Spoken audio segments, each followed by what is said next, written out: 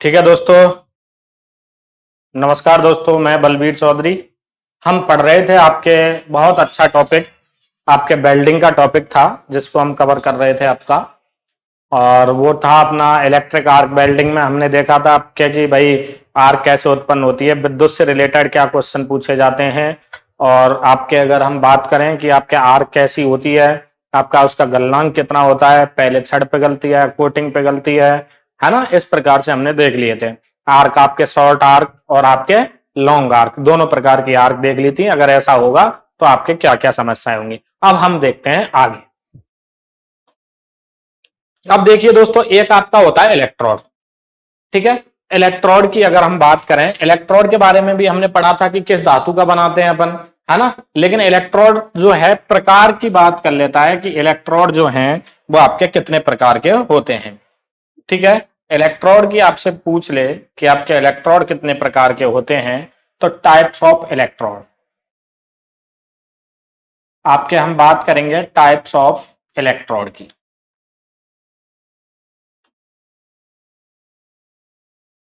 तो देखिए दोस्तों, हमने दो प्रकार से इलेक्ट्रोड को डिवाइड कर दिया है। ठीक है दोस्तों,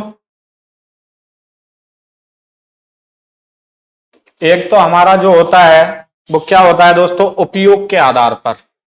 हमारा कौन सा होता है दोस्तों, उपयोग के आधार पर।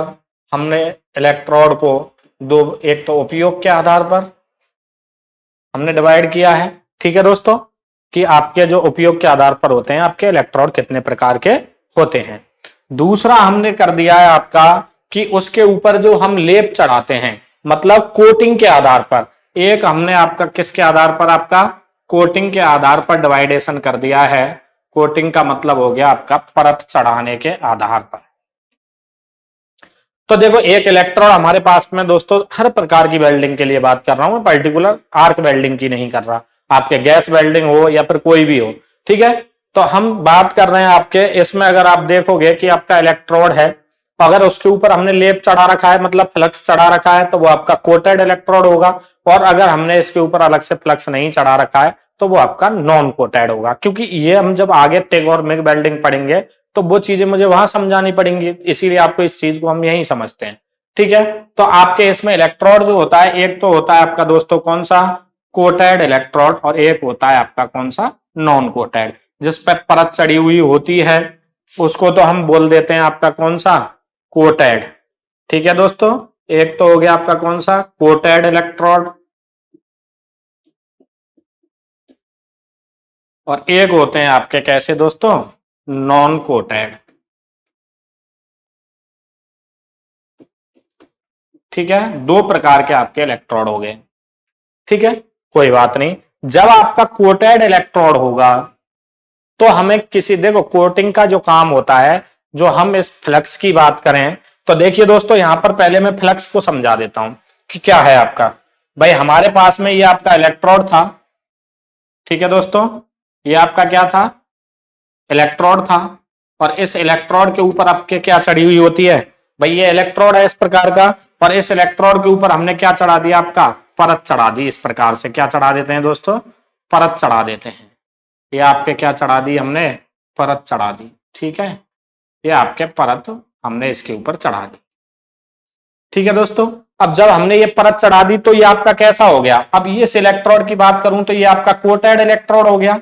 क्योंकि इसमें क्या हो गया, आपका इलेक्ट्रोड प्लस इसके ऊपर हमने क्या चढ़ा दिया दोस्तों, फ्लक्स चढ़ा दिया। ठीक है, इसके ऊपर फ्लक्स चढ़ा दिया। एक इलेक्ट्रोड केवल आपका इस प्रकार का है कि उस पर हमने आपका क्या नहीं चढ़ाया है, आपका कोटिंग नहीं चढ़ाई है, केवल आपका इलेक्ट्रोड ही इलेक्ट्रोड है। तो ये इलेक्ट्रोड कैसा हो गया, आपका नॉन कोटेड हो गया। अब फर्क क्या पड़ेगा, क्वेश्चन आपका यहां से बनता है कि जब हम इस वेल्डिंग को आपका पढ़ रहे हैं तो इसमें फर्क क्या पड़ेगा।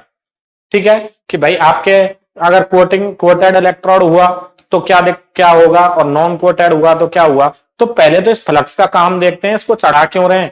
पहले तो हम इस फ्लक्स के बारे में आपसे थोड़ी सी बात कर लेता हूं कि आपका जो फ्लक्स होता है उसका काम क्या होता है। फ्लक्स क्या होता है, फ्लक्स जो होता है वो आपका अक्रिय पदार्थ होता है। क्या होता है दोस्तों, फ्लक्स जो है यह है अक्रिय पदार्थ होता है। क्या होता है आपका, अक्रिय पदार्थ, जो किसी के साथ में क्रिया नहीं करता है। अक्रिय पदार्थ होता है। ठीक है दोस्तों, ये पॉइंट क्लियर हुआ होगा आपका कि आपके फ्लक्स अगर हम चढ़ा रहे हैं, अभी हम बात कर रहे थे ना कोटेड इलेक्ट्रोड और नॉन कोटेड इलेक्ट्रोड, तो देखिए अगर फ्लक्स चढ़ा हुआ है, अक्रिय पदार्थ ये चढ़ा हुआ है, तो ये क्या करता है दोस्तों कि पहले तो आपके छड़ पिघल के भर जाती है इसके अंदर, भाई पहले तो छड़ पिघल जाएगी और बाद में इसके ऊपर क्या हो जाएगा, फ्लक्स जो है वो आपका इकट्ठा हो जाता है। मतलब अक्रिय पदार्थ जो वायुमंडल में उपस्थित ऑक्सीजन को आपके इस धातु के साथ में, क्योंकि जैसे ही धातु पिघली हुई अवस्था में आएगी तो उसके कार्बन और उसके कण आपके क्या हो जाएंगे, दूर दूर हो जाएंगे।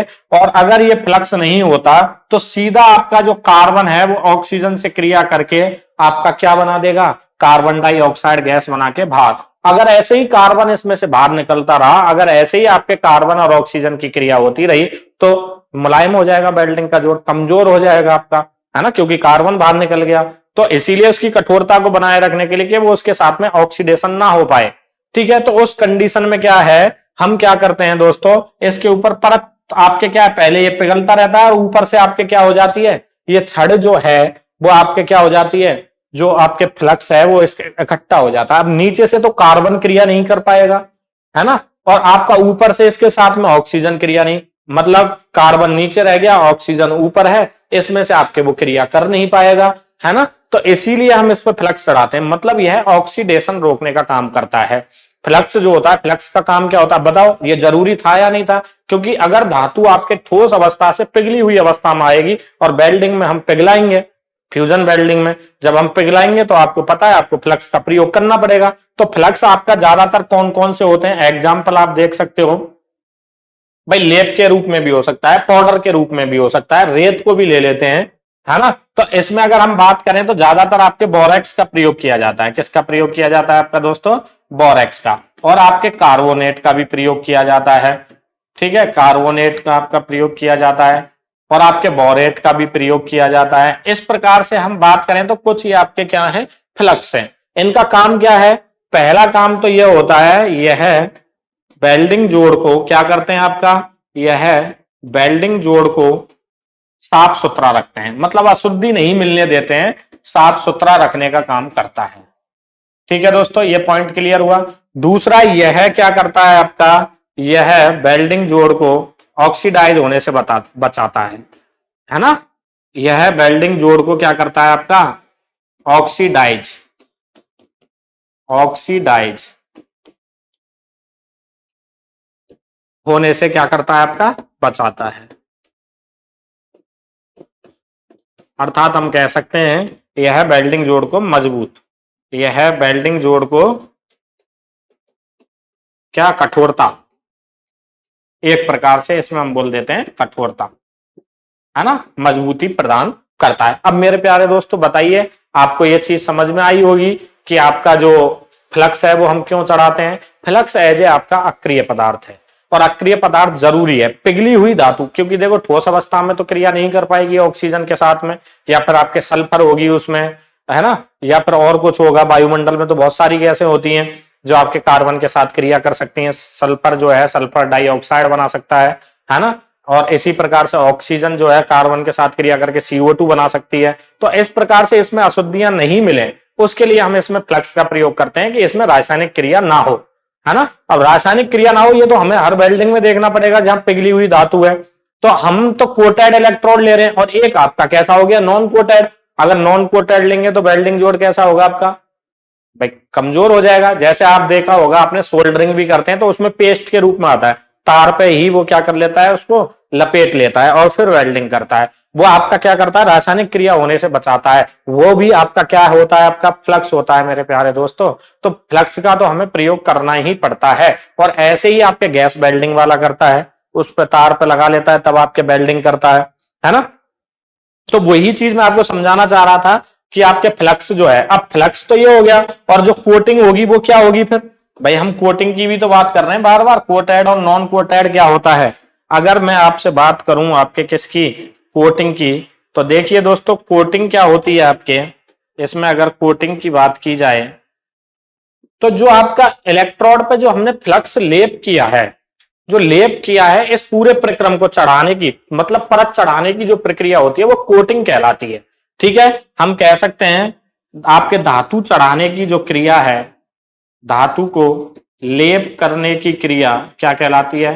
लेप करने की क्रिया आपके क्या कहलाएगी? यहां से आपके कोटिंग कहलाती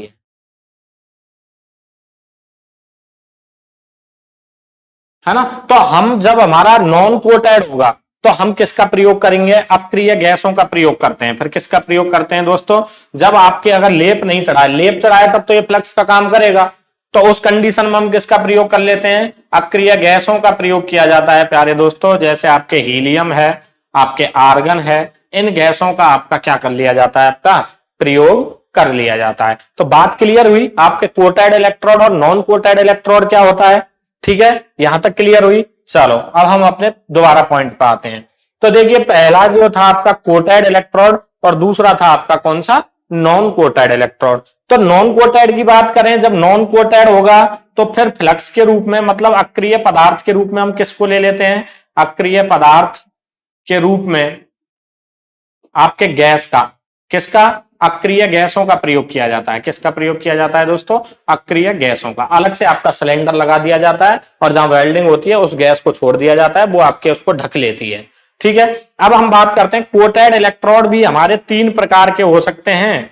ठीक है दोस्तों, कोटेड इलेक्ट्रोड भी आपके कितने प्रकार के हो सकते हैं? 3 प्रकार के हो सकते हैं। कि भाई एक तो आपने क्या है, ज्यादा लेप चढ़ा दिया हो, एक आपका कम लेप चढ़ा दिया हो, एक आपका ना ज्यादा ना आपका कम।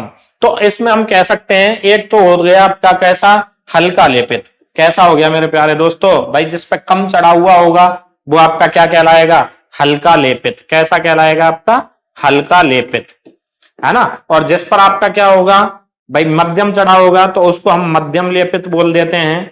ठीक है, क्वेश्चन पूछ लेता है कि कितने एमएम की परत चढ़ाई जाती है, तो मध्यम लेपित। और एक होता है आपका क्या?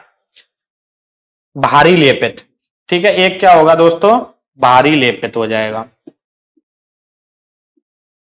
ठीक है, भारी लेपित हो जाएगा आपका। तो हल्का लेपित और मध्यम लेपित और आपके भारी लेपित में आपका क्या होता है? तो इसमें आप देखिए, अब अगर आपको दे रखा है यहां पर, किस प्रकार से दे रखा है आपको? अगर हम बात करें आपके,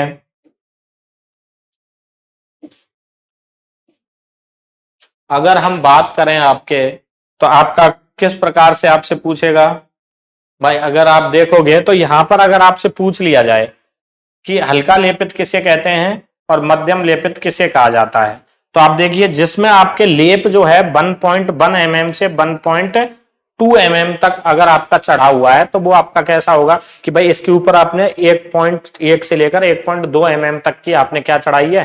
परत चढ़ाई है। तो आपके कौन सा हो जाएगा? आपका हल्का लेपित हो जाएगा। और 1.1 से लेकर आपके 1.3 तक आपने परत चढ़ाई है, तो वो आपका कैसा हो जाएगा? आपका मध्यम लेपित। और 1.3 से लेकर आपके कितने तक? 1.6 एमएम तक आपने परत चढ़ा दी है, तो वो कैसा हो जाएगा? आपका भारी लेपित। ये आपके पतली प्लेटों के लिए। भाई ज्यादा पतली प्लेट है तो इसका लेप करेंगे, ज्यादा भारी क्यों करेंगे अपन? पतली प्लेटों के लिए। और इसका प्रयोग मध्यम प्लेटों के लिए, ना ज्यादा मोटी और ना ज्यादा आपके पतली, मध्यम प्लेटों के लिए। ठीक है दोस्तों। और इसकी अगर बात करूं तो भारी या मोटी प्लेटों के लिए इसका प्रयोग, ज्यादा मोटी जो प्लेटें होती हैं उनके लिए किया जाता है, प्लेटों के लिए किया जाता है। बात क्लियर हुई आपके कि पतली प्लेट, मध्यम प्लेट और मोटी प्लेट। ये चीज समझ में आई। कोटेड इलेक्ट्रोड और नॉन कोटेड इलेक्ट्रोड क्या होता है कि भाई जिस पे लेप चढ़ा हुआ होता है वो कोटेड, और जिस पे नहीं होता है वो नॉन कोटेड। और इसका काम मैंने आपको बता ही दिया है कि ये काम किस तरीके से करता है ना। तो इसमें भी आपके 3 प्रकार हैं, हल्का लेपित, मध्यम लेपित और भारी लेपित। क्योंकि 3 प्रकार की प्लेटें होती हैं, मोटी, पतली और बीच की, मतलब मध्यम प्लेट, है ना। तो हल्की प्लेट होगी तो 1.1 एमएम से 1.2 एमएम, मध्यम होगी तो 1.1 से आपका 1.3 एमएम, और आपके भारी होगी तो 1.3 से 1.6 एमएम आपकी हो जाएगी। अब उपयोग के आधार पर क्या होता है? आपका दूसरा क्वेश्चन होता है आपका उपयोग के आधार पर। तो इसमें आपका सबसे पहला जो क्वेश्चन बनेगा कि हमारा उपयोग क्या हो गया? उपयोग का मतलब है कि भाई खर्च करने के आधार पर। जैसे इलेक्ट्रोड आर्क वेल्डिंग ली, तो उसमें क्या था कि भाई इलेक्ट्रोड जो है वो पिघल के धातु के अंदर भर रहा था, और वो इलेक्ट्रोड खत्म हो गया, हटा दिया, फिर आपका नया इलेक्ट्रोड लगा दिया। मतलब एक तो खर्च हो रहा है। अब ऐसे ही आपके गैस वेल्डिंग में जाओ आप, गैस वेल्डिंग में क्या होता है, जो इलेक्ट्रोड है वो तो ऐसा ही रहता है, फिर हम क्या करते हैं, फिलर रॉड अलग से ले लेते हैं और फिलर रॉड को पिघलाते हैं, ना कि इलेक्ट्रोड को। इलेक्ट्रोड अपनी जगह पे ही रहता है और फिलर रॉड पिघल के भरती जाती है, खत्म हो गई तो दूसरी फिलर रॉड ले लेते हैं। मतलब इलेक्ट्रोड आपका खर्च नहीं होता। मतलब दो प्रकार का, एक तो आपका जो कंज्यूम होने वाला है, ठीक है, जैसे हम क्या बोल देते हैं आपका दोस्तों, कंज्यूम एबल, और एक होता है आपका कौन सा, नॉन कंज्यूम एबल।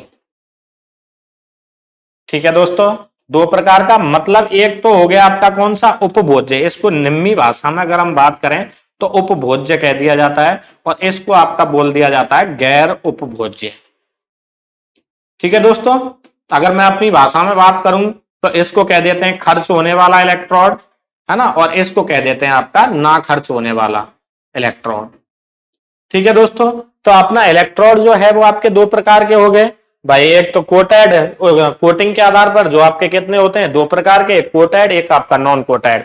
इसी प्रकार से आपके उपयोग के आधार पर एक तो इलेक्ट्रोड आपके पिघल के भर जाता है जिसे हम कोटेड इलेक्ट्रोड कहते हैं, और एक आपका उसके अंदर वो पिघलता नहीं है, फिलर रॉड का प्रयोग किया जाता है, उसे हम बोल देते हैं आपका नॉन कोटेड इलेक्ट्रोड। ठीक है दोस्तों, यहां तक क्लियर हुई, इलेक्ट्रोड वाला पॉइंट क्लियर हुआ। ठीक है, अब हम अगले पॉइंट पर चलते हैं। अगला पॉइंट क्या है आपका, अगला पॉइंट है आपके जो वेल्डिंग टेक्निक होती हैं, वेल्डिंग करने का तरीका होता है, वो हम दो तरीके से लेते हैं। ठीक है, कि भाई वेल्डिंग को भी हम दो तरीके से कर सकते हैं, कि इसकी जो टेक्निक है ऐसे करेंगे कि भाई वेल्डिंग को या तो ऐसे चलाओ या फिर आप ऐसे चला सकते हो। तो आपके दो तरीके आपके वेल्डिंग के हो जाते हैं। तो इसमें दोस्तों हम बात करेंगे आपके वेल्डिंग टेक्निक के बारे में। किसके बारे में बात करेंगे, आपके वेल्डिंग टेक्निक्स। अगला पॉइंट जो है अपना वो आपका वेल्डिंग टेक्निक का है।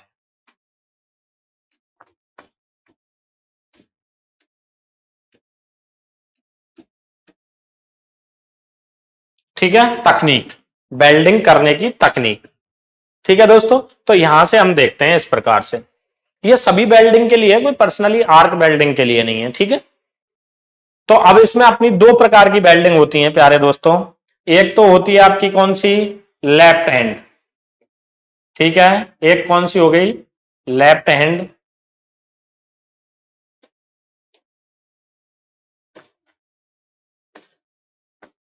इसको हम बोल देते हैं लेफ्ट हैंड।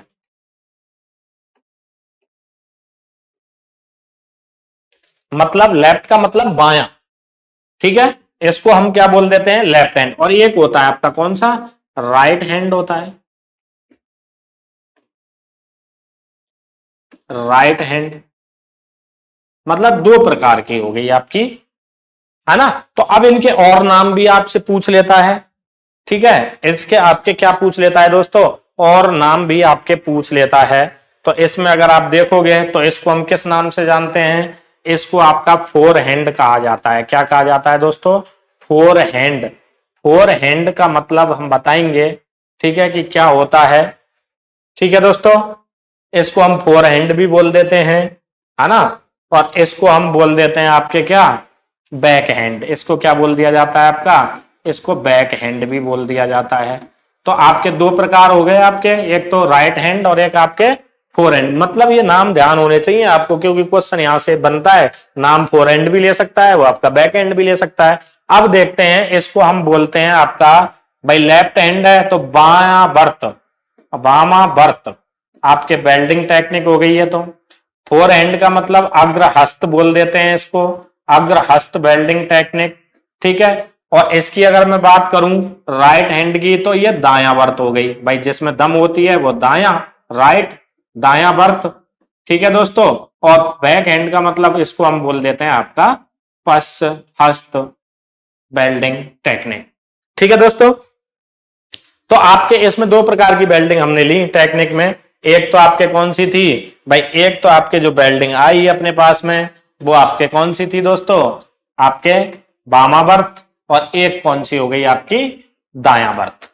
अब ये होते कैसे है, हम वो चीज देखेंगे कि होती कैसे।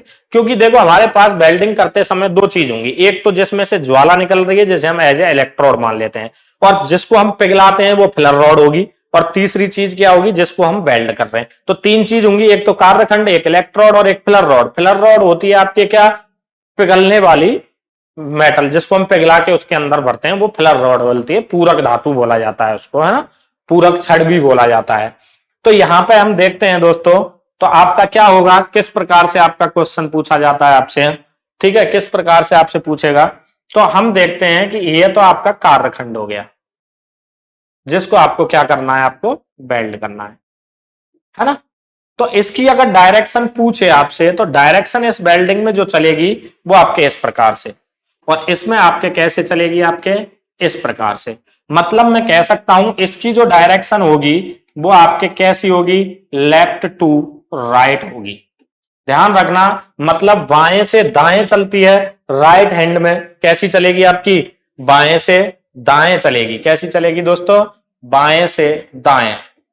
मतलब इसमें आपके बाएं से कैसे चलेगी, आपकी दाएं चलेगी। जो वेल्डिंग की प्रक्रिया है अभी अपन बताएंगे कैसे होती है। और इसकी अगर मैं बात करूं तो ये आपके दाएं से, मतलब left to right, sorry right to left, ये आपके चलेगी दाएं से आपके कैसे, बाएं चलेगी। डायरेक्शन से क्वेश्चन पूछा जाता है, ये चीज भी आप ध्यान रखें, ठीक है। तो इसमें डायरेक्शन ये हो गई। अब हम बात करते हैं आपके अगले पॉइंट की तरफ चलते हैं दोस्तों। अगला पॉइंट, इसके पहले डायग्राम देखते हैं कि आपका डायग्राम जो है वो किस प्रकार से आपका इसमें मेड होता है, ठीक है। तो देखो हमारे पास में एक तो क्या होगा दोस्तों, भाई अपने पास में एक तो वेल्डिंग टॉर्च होगी इस प्रकार से, जिसमें से आग निकलेगी, ठीक है। इसमें से आपके क्या निकलेगी दोस्तों, आग निकलेगी। ये तो आपकी हो गई वेल्डिंग टॉर्च, और ये हो गया इसका सेंटर पॉइंट, ठीक। और एक होगी अपने पास में क्या, फिलर रॉड। क्या होगी दोस्तों, फिलर रॉड होगी, जिसको हम इसके अंदर पिघला के भरेंगे। ये आपके क्या हो गई दोस्तों, फिलर रॉड हो गई, ठीक है। दो चीजें हो गई, एक फिलर रॉड और एक आपके क्या हो गई, ये हो गई, ठीक है। सेम आपका प्रोसेस यहां भी यही रहता है, ठीक है, यही रहता है जो हम देख रहे हैं। इसमें क्या होगा आपका कि आपके इसमें भी आपके क्या होगी, आपके एक वेल्डिंग टॉर्च होगी इस प्रकार से, ये हो गई। और इसका भी आपका सेंटर पॉइंट हो गया ये। और इसमें आपके क्या होगी, एक होगी आपके फिलर रॉड, ठीक है, फिलर रॉड होगी। भाई इसमें भी आपके फिलर रॉड होगी इस प्रकार से। ये क्या हो गई दोस्तों, आपके फिलर रॉड होगी। दोनों पॉइंट क्लियर है। भाई हमारे पास में दो चीजें तो होंगी, एक हाथ में तो हमारे में वो जो आग निकलती है वो होगी, और एक हाथ में जिसको हम पिघला के भरेंगे फिलर रॉड होगी, ठीक है। दो चीजें हो गई। अब हम जिस धातु को वेल्ड कर रहे हैं वो भी हमारे पास होगी। अब जिस धातु को आपको वेल्ड करना है, जैसे इस धातु को आपको क्या करना है दोस्तों, वेल्ड करना है। ये आपके कोई धातु हो गई जिसको आपको क्या करना है, इन दोनों प्लेटों को वेल्ड करना है। तो इसकी जो डायरेक्शन चलेगी वो ऐसे चलेगी, देखो ऐसे, इस प्रकार से चलेगी अपनी वेल्डिंग। मतलब दाएं से हम इसको ऐसे पकड़ रहे हैं तो इसको इस प्रकार से चलाएंगे, ठीक है, इस प्रकार से, मतलब इधर की दिशा में चलेगी। और इसमें अगर बात करूं मैं, तो इसमें क्या होगा आपका, ये वेल्डिंग इस प्रकार से होगी। देखो अब दोनों में अंतर स्पष्ट हो रहा है, मतलब ये इस हिसाब से चलेगी आपकी, इस डायरेक्शन में चलेगी। ये डायरेक्शन हो गई आपकी, ठीक है। मतलब डायरेक्शन बहुत इंपॉर्टेंट है। इसको तो अगर चलाना है तो ऐसे चलाना है, और इसमें वेल्डिंग करेंगे तो हम इस प्रकार से करेंगे, है ना। तो दोनों की आपकी डायरेक्शन आपको क्लियर हो गई होगी मेरे प्यारे दोस्तों कि किस प्रकार से होती है। अब हम बात करते हैं आपके अगले पॉइंट की तरफ। अगर अगले पॉइंट पे हम चलते हैं तो सबसे पहले आपका एंगल से क्वेश्चन बनता है कि आपका कोण कितना रखा जाता है। तो देखिए इसमें कोण कहां बनेगा, भाई एक तो कोण आपका ये बन रहा है, ये वाला एंगल बन रहा है, मतलब वेल्डिंग टॉर्च कार्यखंड के साथ कितने डिग्री पर झुकी हुई है। और एक जो है आपका इसका कोण बनेगा कि ये जो है वो कितने डिग्री पर झुकाकर चलाई जाती है। मतलब दो एंगल बनेंगे या नहीं बनेंगे, बताओ प्यारे दोस्तों, आपके दो एंगल यहां पर बनेंगे या नहीं बनेंगे। भाई दो एंगल बन जाएंगे आपके। तो अब इन दोनों एंगलों में अगर हम देखते हैं तो मान पूछ लेता है आपसे कि कितना मान रखा जाता है। तो देखिए कितना मान रखेंगे, भाई एंगल तो आपका यहां भी बनेगा इस प्रकार से। भाई इसका पॉइंट देखें तो ये भी झुकाकर चलाते हैं और इसको भी आपका झुकाकर चलाया जाएगा। तो अगर आपसे फिलर रॉड की बात करें तो दोनों पॉइंट आप यहां पे देखिए दोस्तों। अगर आपसे फिलर रॉड का कॉमन क्वेश्चन दोनों के लिए, आपके चाहे राइट हैंड हो, ठीक है, चाहे आपके कौन सी हो, आपके लेफ्ट हैंड हो। अगर फिलर रॉड के लिए एंगल पूछता है तो फिलर रॉड का जो कोण है, फिलर रॉड को कितने डिग्री पर, 30 से 40 डिग्री पर, चाहे वो राइट हैंड हो चाहे वो आपके लेफ्ट हैंड हो, पर झुकाकर चलाया जाता है। ठीक है दोस्तों, ये पॉइंट क्लियर हो गया होगा आपका कि इसको झुकाकर चलाते हैं इस प्रकार से। बात क्लियर हुई।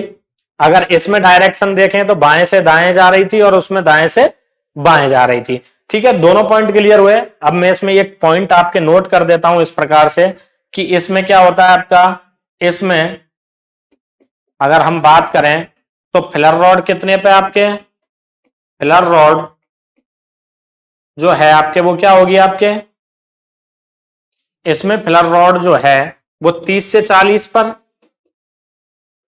ठीक है, और इसकी बात करूं तो इसमें भी आपके जो फिलर रॉड है वो कितने पे होगी आपके, 30 से 40 पर। फिलर रॉड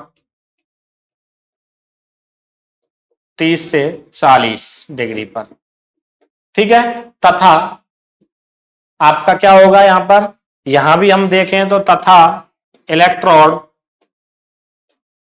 इलेक्ट्रोड जो ये इलेक्ट्रोड है वो आपका कितने डिग्री पर झुकाकर चलाया जाता है। तो इसका अगर आपसे मान पूछ ले तो ये 60 से 70। ठीक है दोस्तों, ये कितना आपका 60 से 70, और इसकी बात करूं तो ये होता है आपका 40 से 50। दोनों का एंगल क्लियर हुआ, क्योंकि क्वेश्चन पूछ लेता है कि राइट हैंड वेल्डिंग टेक्निक में आपका जो इलेक्ट्रोड है कार्यखंड के साथ कितने डिग्री पर झुकाकर चलाया जाता है, या फिलर रॉड कितने डिग्री पर झुकाकर चलाई जाती है।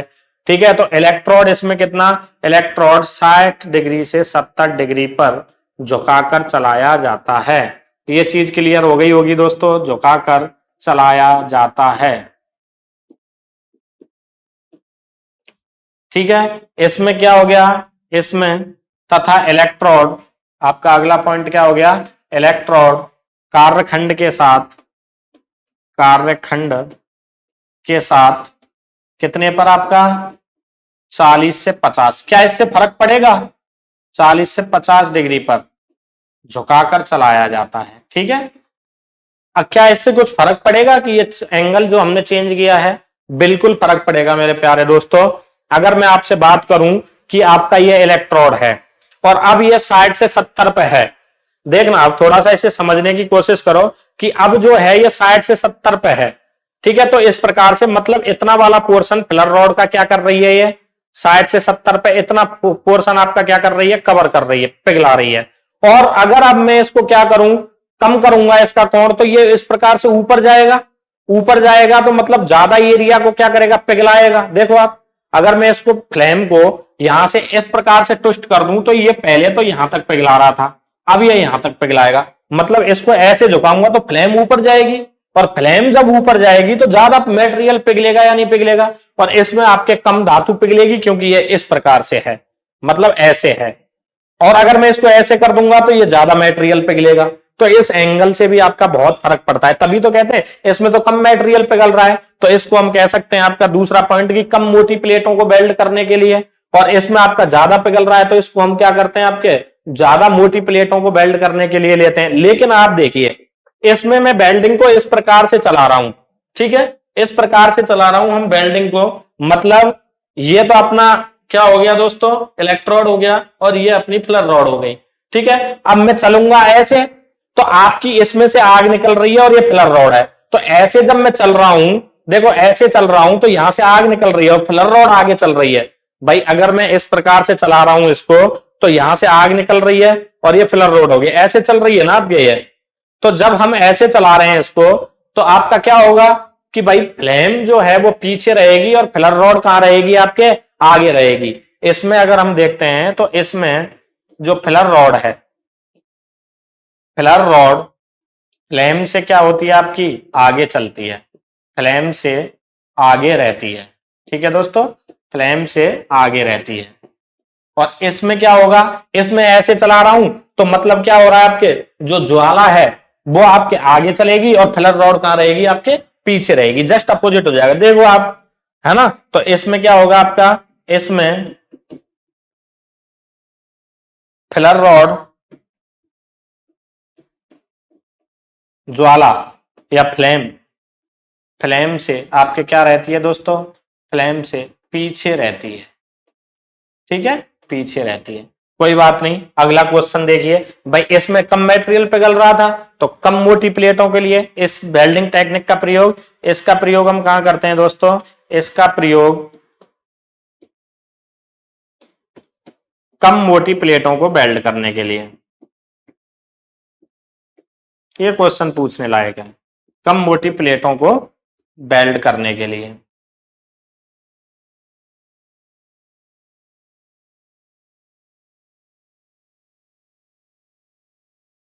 और इसका प्रयोग कहां करेंगे फिर हम, इसका प्रयोग अधिक मोटी प्लेटों को वेल्ड करने के लिए।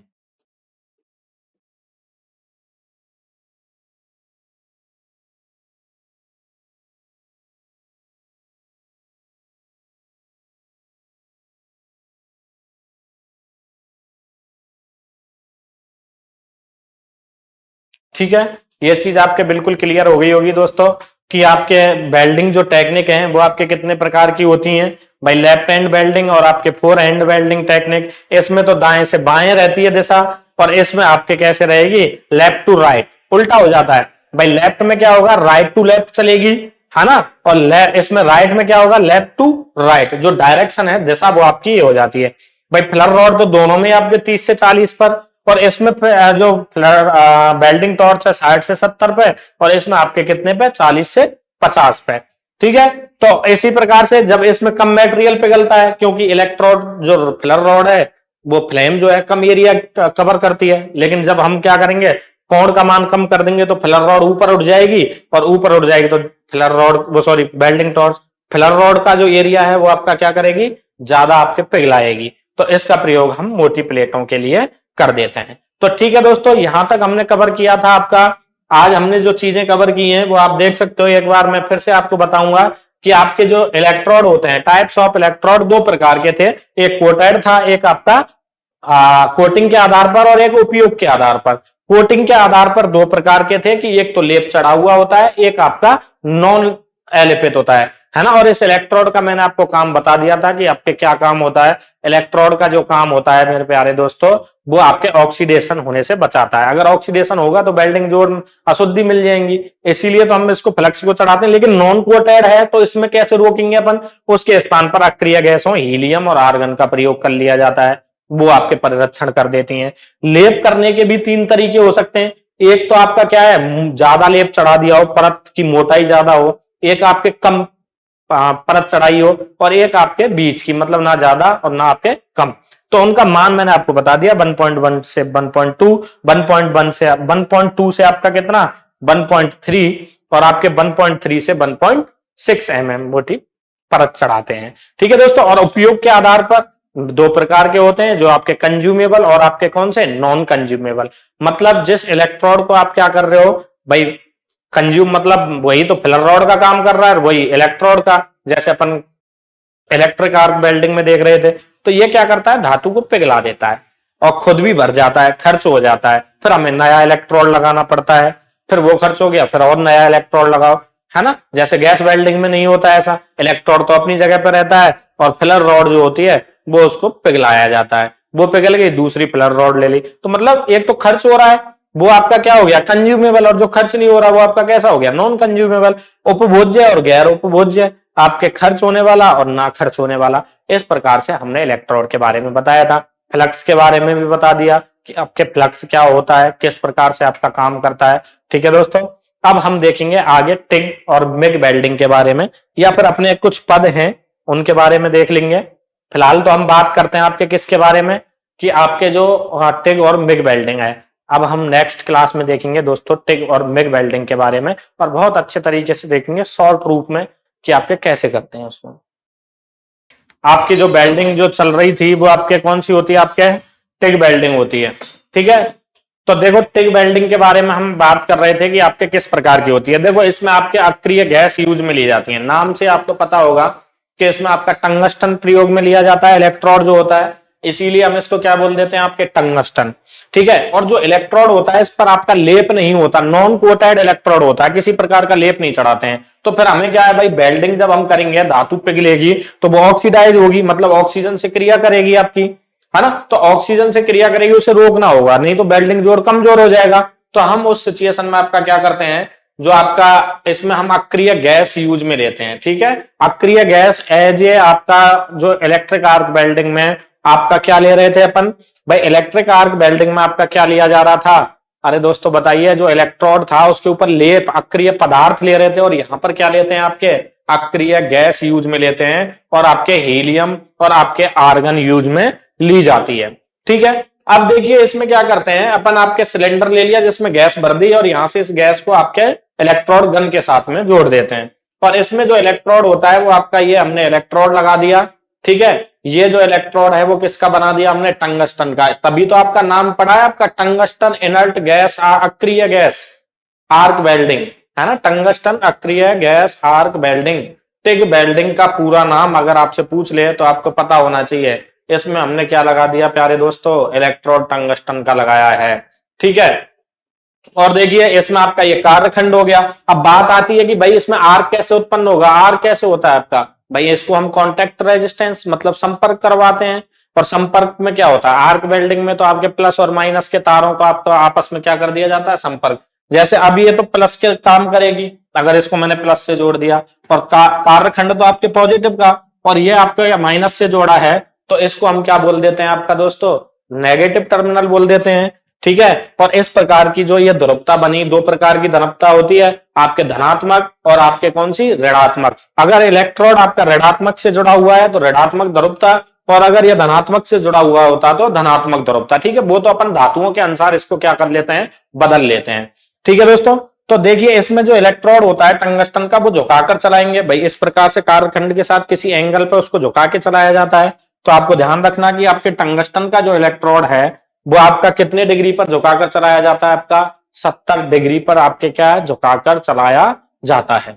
ठीक है, उसके बाद में अगर हम बात करें कि इसका टंगस्टन का जो गलनांक होता है वो आपका उच्च होता है, कोई बात नहीं, इसमें हमने फिलर रॉड लगा दी, ये पिघलेगी यहां से और इसके अंदर ये पड़ जाएगी। और फिर क्या होगा कि ये जो पिघली हुई धातु है वो आपके ऑक्सीजन से क्रिया नहीं करे, उसके लिए हम क्या करेंगे, इस पर आपके क्या कर देते हैं दोस्तों, इस अक्रिय गैस को खोल देते हैं, तो ये चारों ओर एक प्रकार से कवर बना लेती है, ढक लेती है उसको, पिघली हुई धातु को। अक्रिय है, किसी से क्रिया नहीं करेगी, तो वायुमंडल में उपस्थित गैस इससे क्रिया नहीं कर पाएगी, वो ऊपर रह जाएगी, और पिघली हुई धातु नीचे, मतलब वो संपर्क में नहीं आएगी। अगर वो संपर्क में आ जाएगी तो वेल्डिंग जोड़ आपका कैसा हो जाएगा, आपका कमजोर हो जाएगा। ठीक है दोस्तों, तो इसीलिए हमें इसमें परिरक्षण के लिए आपके हीलियम और आर्गन गैस का प्रयोग करते हैं। तो देखिए इसमें क्वेश्चन किस प्रकार से बनता है आपका,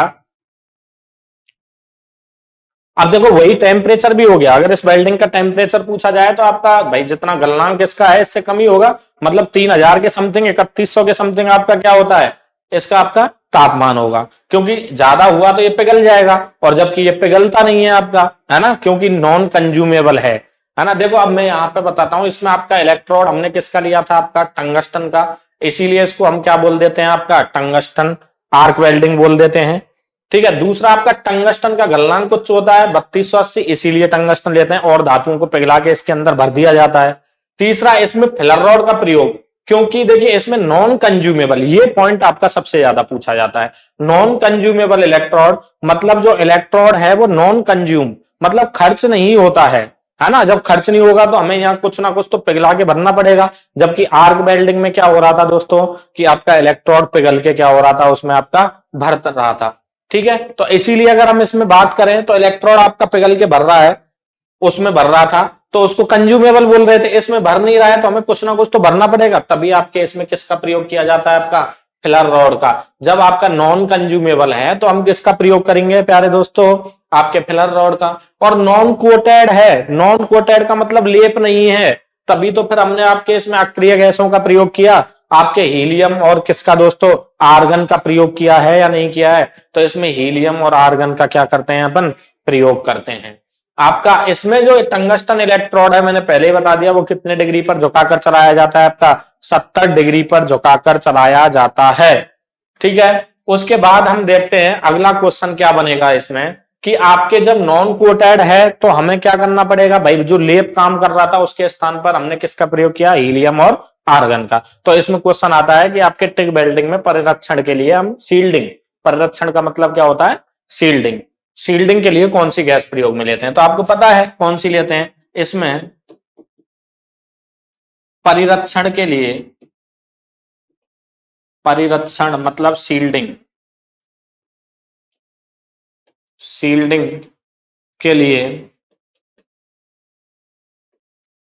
हीलियम व आर्गन गैस का प्रयोग किया जाता है।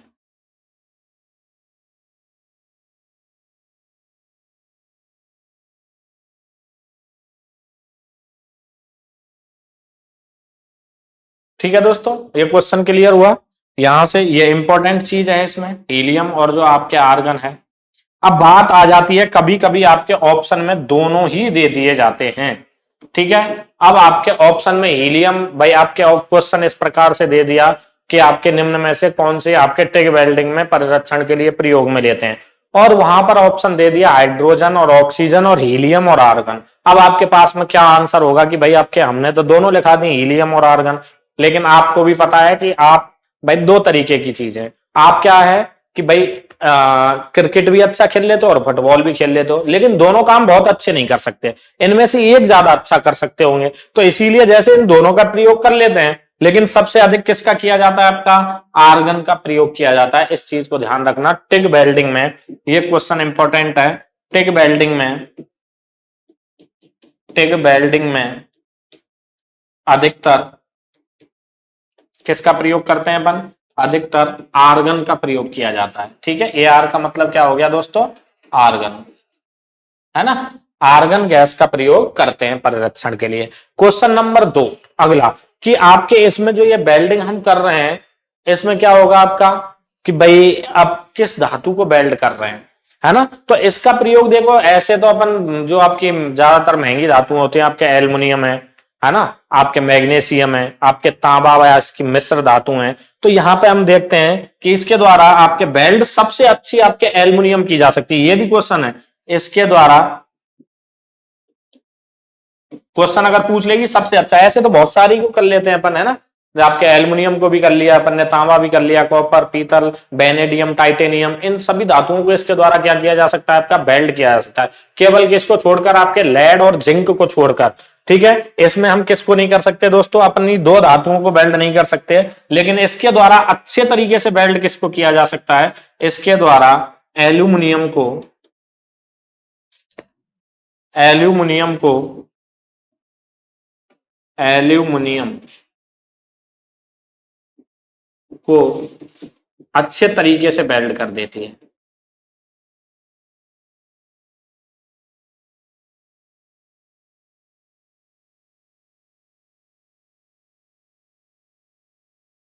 ठीक है, ये आपका क्वेश्चन क्लियर हुआ। वैसे इसके द्वारा हम कौन कौन सी धातुओं को वेल्ड कर सकते हैं, अगला क्वेश्चन देखते हैं कि इसके द्वारा हम कौन कौन सी धातुओं को वेल्ड कर सकते हैं। भाई इसके द्वारा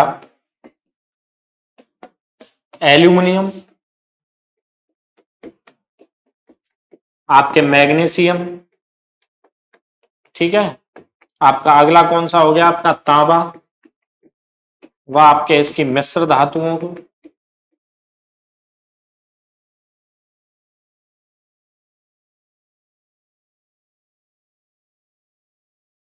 मिश्र धातुओं को, या फिर हम कह सकते हैं आपके टाइटेनियम, या फिर हम इसको बोल सकते हैं आपके वेनेडियम, इनको वेल्ड कर सकता है।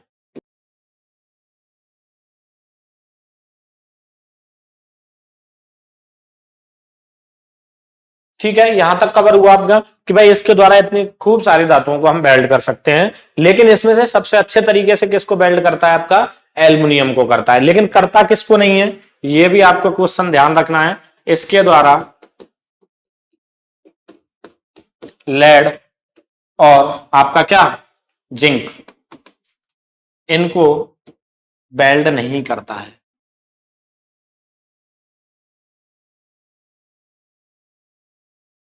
ओके, यहां तक क्लियर हुआ दोस्तों कि भाई इनको वेल्ड कर लेता है, लेकिन इसमें कोई दिक्कत क्या आई, कि ये ज्यादा मोटी जो प्लेटें थी उनको आपका वेल्ड नहीं कर पा रहा था। ठीक है, ज्यादा मोटी प्लेटों को क्या नहीं कर पा रहा था दोस्तों, वेल्ड नहीं कर पा रहा था, है ना।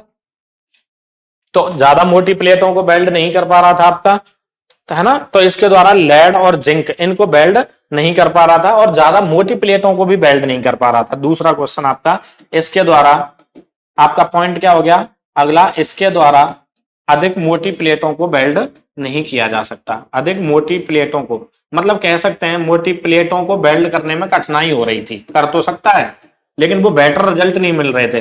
अधिक मोटी प्लेटों को वेल्ड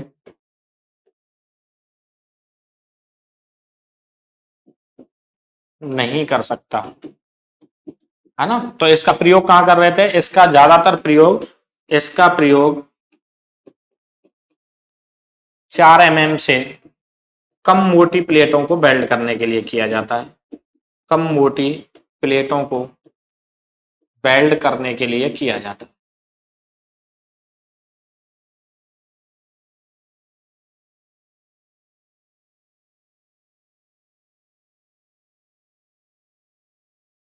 अब देखो कभी कभी इसमें मैंने आपको बताया था ना कि आपके इलेक्ट्रोड को नेगेटिव से जोड़ दिया, है ना, और आपके जो कार्यखंड था उसको किससे जोड़ दिया दोस्तों, अरे बताइए, कार्यखंड को हमने पॉजिटिव से जोड़ दिया। जो ध्रुवता होती है, ध्रुवता का आपसे क्वेश्चन पूछ लेता है दोस्तों, ध्रुवता का क्वेश्चन किस प्रकार से पूछ लेता है कि आपके कौन सी पोलरिटी यूज में ली जाती है, कि हमारे पास में स्पेशली आपके दो धातुएं होती हैं। भाई कौन कौन सी धातुएं जो मैंने इसमें ली हैं आपके, एक तो आपके मैग्नीशियम था, ठीक है, मैग्नीशियम, और एक कौन सा था दोस्तों, तांबा व इसके मिश्र धातु। इनके लिए आपका क्वेश्चन पूछ लेता है तांबा व इसकी मिश्र धातु।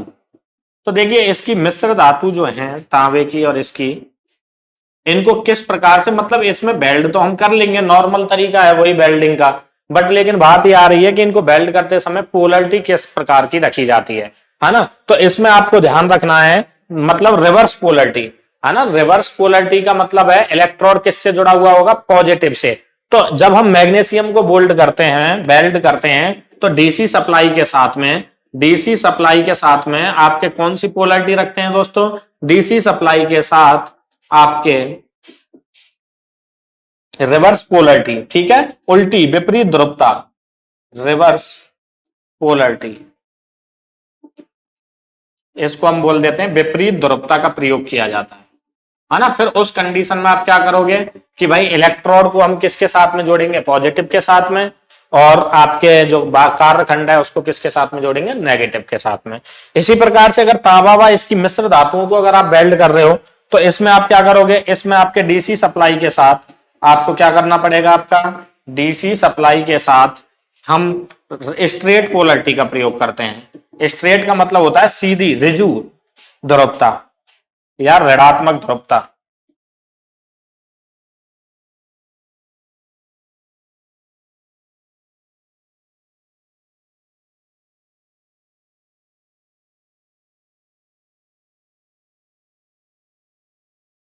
ठीक है दोस्तों, इस प्रकार से इस वेल्डिंग में आपके क्वेश्चन पूछे जाते हैं। भाई सबसे पहले तो इसमें हमने टंगस्टन का इलेक्ट्रोड प्रयोग में लिया था, तो उसको हमने बोल दिया TIG welding, tungsten inner arc welding. दूसरा, इसमें जो इलेक्ट्रोड होता है वो आपका कैसा होता है, नॉन कंज्यूमेबल, खर्च नहीं होता है, इसीलिए इसमें फिलर रॉड, क्योंकि उसको पिघला के भर देते हैं। दूसरा, नॉन कोटेड होता है, मतलब उस पर लेप नहीं होता, इसीलिए परिरक्षण के लिए, क्योंकि पिघली हुई धातु का परिरक्षण करना पड़ेगा, तो उसके लिए उसके ऊपर अपन क्या ले लेते हैं, अक्रिय गैस ले लेते हैं। और अक्रिय गैस आपके हीलियम और आर्गन प्रयोग में ली जाती है, और जिसमें से आपके जो आर्गन गैस होती है, आर्गन गैस क्या होती है आपके सबसे ज्यादा प्रयोग में ली जाती है। मतलब एल्युमिनियम को वेल्ड करते समय, क्योंकि अच्छे तरीके से वेल्ड किसको करता है, एल्युमिनियम को, तो एल्युमिनियम को वेल्ड करते समय हमेशा आपके आर्गन गैस का प्रयोग किया जाता है परिरक्षण के लिए।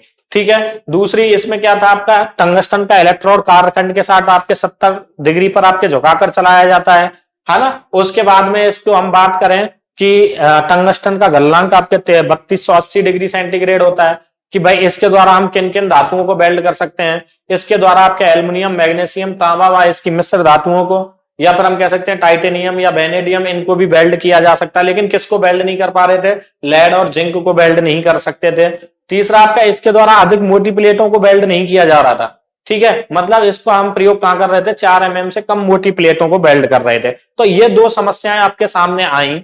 इन दोनों समस्याओं के हमने सॉल्यूशन के लिए हमने क्या किया, एक नई वेल्डिंग तैयार की, और वो कौन सी थी, आपके मिग वेल्डिंग। अब हम देखेंगे आपके मिग वेल्डिंग के बारे में। इसमें ध्यान रखना कि पोलरिटी भी चेंज होती है, आपके मैग्नीशियम के साथ रिवर्स पोलरिटी और तांबा और मिश्र धातुओं के साथ स्ट्रेट पोलरिटी का प्रयोग किया जाता है। तो दोस्तों ये आपके टिक वेल्डिंग समझ में आई होगी आपके कि किस प्रकार से होती है, क्या क्या क्वेश्चन आपके पूछे जाते हैं। ठीक है, अब हम बात करते हैं आपके मिग वेल्डिंग की, क्योंकि इसमें समस्या क्या थी, अधिक मोटी प्लेटों को वेल्ड नहीं कर पा रहा था, है ना। लेकिन हमने क्या है, मिग वेल्डिंग को ऐसे बनाया कि आपके उसमें क्या होता है आपका, कि वो आपके अधिक मोटी प्लेटों को भी वेल्ड कर सकता है। ठीक है, आगे चलते हैं अपन। तो देखिए अगला जो है वो है आपका मिग वेल्डिंग। अब हमने इलेक्ट्रोड आपका कैसा लिया है दोस्तों, इसमें आपके MIG मतलब किसी धातु का लिया है। इसको हम बोल देते हैं आपका मेटल इनर्ट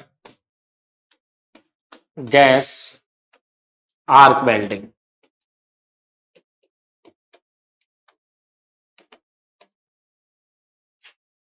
ठीक है, कोई दिक्कत वाली बात नहीं है।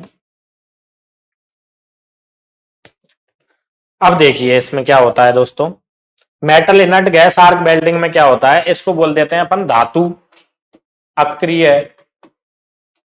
Gas arc welding.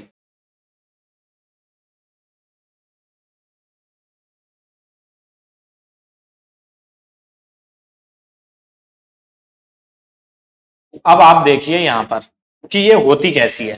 पहले तो हम इसका प्रकार देखेंगे दोस्तों कि किस प्रकार से होती है। तो देखिए हमारे पास में आपका क्या होता है, इसमें जो देखो पहली चीज तो क्या है, इसमें अपन जो भी हम धातु को वेल्ड कर रहे हैं, जैसे एल्युमिनियम को कर रहे हैं, तो इसमें एल्युमिनियम का तार ले लेंगे इलेक्ट्रोड के रूप में। जैसे आपने देखा होगा जब अपन मोटर की बाइंडिंग वगैरह करते हैं तो उसमें वो पतला तार होता है, मोटर बांधने के लिए जो यूज में लेते हैं, और वो रील पे लिपटा रहता है। ऐसे ही इसमें इलेक्ट्रोड भी आपका क्या है, एक तार के रूप में, लंबे घेरे के रूप में आपका क्या है, लिपटा रहता है ना। तो इसमें अगर आप देखोगे तो आपका क्या होता है कि भाई इसमें जो ये तो हो गई आपके क्या दोस्तों, इलेक्ट्रोड गन हो गई।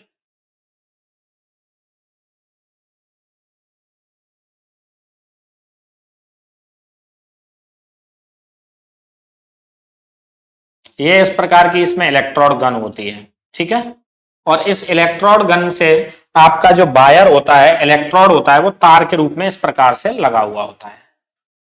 अगर आप इसको देखोगे तो ये इलेक्ट्रोड जो है वो इस प्रकार से आपका तार के रूप में क्या होता है, आपका लिपटा रहता है, एक रील के रूप में लिपटा रहता है।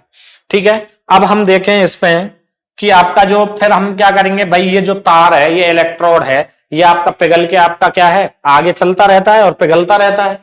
यहां पर आप देखोगे तो आप देखिए यहां पर क्या होगा कि आपके यहां पर इस प्रकार से आपका सप्लाई को जोड़ने के लिए इसमें सिस्टम लगा हुआ होता है ऑन ऑफ। ठीक, पर यहां से आपका क्या होगा कि आपके जो अक्रिय गैस हैं, भाई इसमें आपके जो है अक्रिय गैसों का भी तो प्रयोग किया जाएगा, क्योंकि परिरक्षण के लिए। तो इसमें अगर आप देखोगे तो इस प्रकार से आपका क्या होता है दोस्तों, इसमें सिलेंडर होता है, उस सिलेंडर में आपके अक्रिय गैस भरी हुई होती है। इसमें क्या होगा आपका, ये इस प्रकार से, और इसमें ये हो गया आपका क्या, सिलेंडर। इसमें आपके क्या भरी हुई होगी, अक्रिय गैस, हीलियम और आर्गन। ठीक है दोस्तों, ये इस प्रकार से, अगर देखो ये इलेक्ट्रोड जो वायर है, ये कोटिंग वाला हुआ, मतलब आपका कोटेड हुआ। कैसा हुआ आपका, कोटेड। कोटेड का मतलब इसके ऊपर आपका क्या लगा हुआ, वो कोटिंग की अगर हम बात करें तो इसके ऊपर अगर लेप भी चढ़ा हुआ हो सकता है। जो ये तार होता है आपका, इसके ऊपर लेप हो भी सकता है और आपका लेप नहीं भी हो सकता है। तो दोनों चीजें हो सकती हैं कि आपका अगर कोटेड है, जब तो हमें सिलेंडर की आवश्यकता है नहीं, क्योंकि कोटिंग है तो आपके को लेप चढ़ा हुआ होगा, तो वही आपके इसके परिरक्षण का काम कर लेगा, ऑक्सीडेशन होने से क्या कर लेगा आपका दोस्तों, बचा देगा। अगर इसके ऊपर लेप नहीं है तार के ऊपर, तो हम किसका प्रयोग करेंगे, आपके अक्रिय गैस का प्रयोग करेंगे। अक्रिय जो गैसें होती हैं वो आपके कौन सी होती हैं, हीलियम और आर्गन होती हैं। ठीक है, हीलियम और आर्गन का प्रयोग कर लेते हैं अक्रिय गैसों का। कंडीशन कब, जब आपका नॉन कोटेड इलेक्ट्रोड होगा। ये इसमें दोनों प्रकार के इलेक्ट्रोड प्रयोग में लिए जाते हैं, हो सकता है कोटिंग चढ़ी हो, मतलब कोटेड और नॉन कोटेड दोनों प्रकार के लेते हैं। दूसरा, इसमें ये इलेक्ट्रोड है जो पिघल के भर जाता है, है ना। अलग से हमें किसी तार की आवश्यकता नहीं है। जैसे हमने टिक वेल्डिंग की तो उसमें क्या था, आपके अलग से हमें फिलर रॉड की जरूरत पड़ रही थी, आवश्यकता पड़ रही थी, लेकिन इसमें आपके फिलर रॉड की आवश्यकता नहीं होती है। ठीक है, अगला पॉइंट, इसमें आपका क्या होगा, इसको हम सप्लाई सोर्स से जोड़ देंगे। भाई इसमें हम क्या करेंगे, इसको सप्लाई सोर्स से जोड़ दिया जाएगा। ये आपका कोई सप्लाई सोर्स है,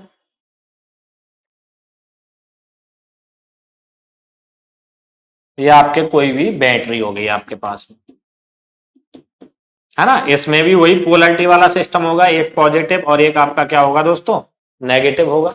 और इसको हम किसके साथ में अटैच कर देंगे आपके, भाई एक तो हमने इसके साथ में अटैच कर दिया तार, ठीक है, माइनस वाला इसको ऋणात्मक से जोड़ दिया। अब इलेक्ट्रोड आपका ऋणात्मक से है तो ध्रुवता कैसी हुई, ऋणात्मक ध्रुवता हुई। ठीक है दोस्तों, स्ट्रेट पोलरिटी बोलते हैं, सीधी ध्रुवता।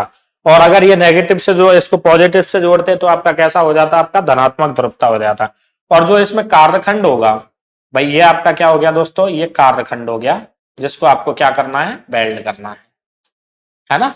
तो ये आपका वर्क पीस हो गया। तो यहां से ये आपका क्या होगा, भाई आपके जैसे ही इसको हम प्लस से कनेक्ट कर देते हैं, ये हमने प्लस से कनेक्ट कर दिया, ठीक है, आपका ये जो है हमने प्लस से कनेक्ट कर दिया। अब जैसे ही आप प्लस माइनस के तार को टच करोगे, स्पार्क उत्पन्न हो जाएगा, और जो चिंगारी उत्पन्न होगी उससे इलेक्ट्रॉन पिघल के आपका स्प्रे, मतलब छोटी छोटी बूंदों के रूप में इसके ऊपर क्या होगा, आपका गिरेगा। और ये मोल्टन मेटल यहाँ पर पूल के रूप में होता है, पूल, ये पूल बन गया आपका स्विमिंग पूल। तो ये पूल के रूप में धातु आपके इसमें भर जाती है, ठीक है, तो पूल के रूप में भर जाती है। और ये आपके जो छोटी छोटी बूंदें हैं वो स्प्रे या फुहार के रूप में इसके ऊपर क्या होती हैं दोस्तों, गिरती हैं। ये जो है वो आपका क्या हो गया, यहाँ पे इलेक्ट्रोड हो गया। क्या हो गया आपका, इलेक्ट्रोड। ये कैसे रूप में, आपका वायर के रूप में होता है, ठीक है। ये आपके इसमें रील हो गई जिस पर ये आपका इलेक्ट्रोड लिपटा हुआ है। इसको कंट्रोल करने के लिए, यहाँ पर आपका इसमें कंट्रोल करने के लिए अगर आप देखोगे तो इसमें कंट्रोल करने के लिए आपका क्या लगा हुआ होता है, आपका भाई कंट्रोल करने के लिए इसमें कंट्रोलर लगा दिया जाता है। इस प्रकार से ये कंट्रोलर हो गया आपका। जो ये तार स्पीड होती है, इसकी स्पीड को आपसे क्या कर लेता है, कंट्रोल कर देते हैं अपन की, कितना ज्यादा करना है या कम करना है। यहाँ पर आपका कंट्रोलर लगा दिया जाता है।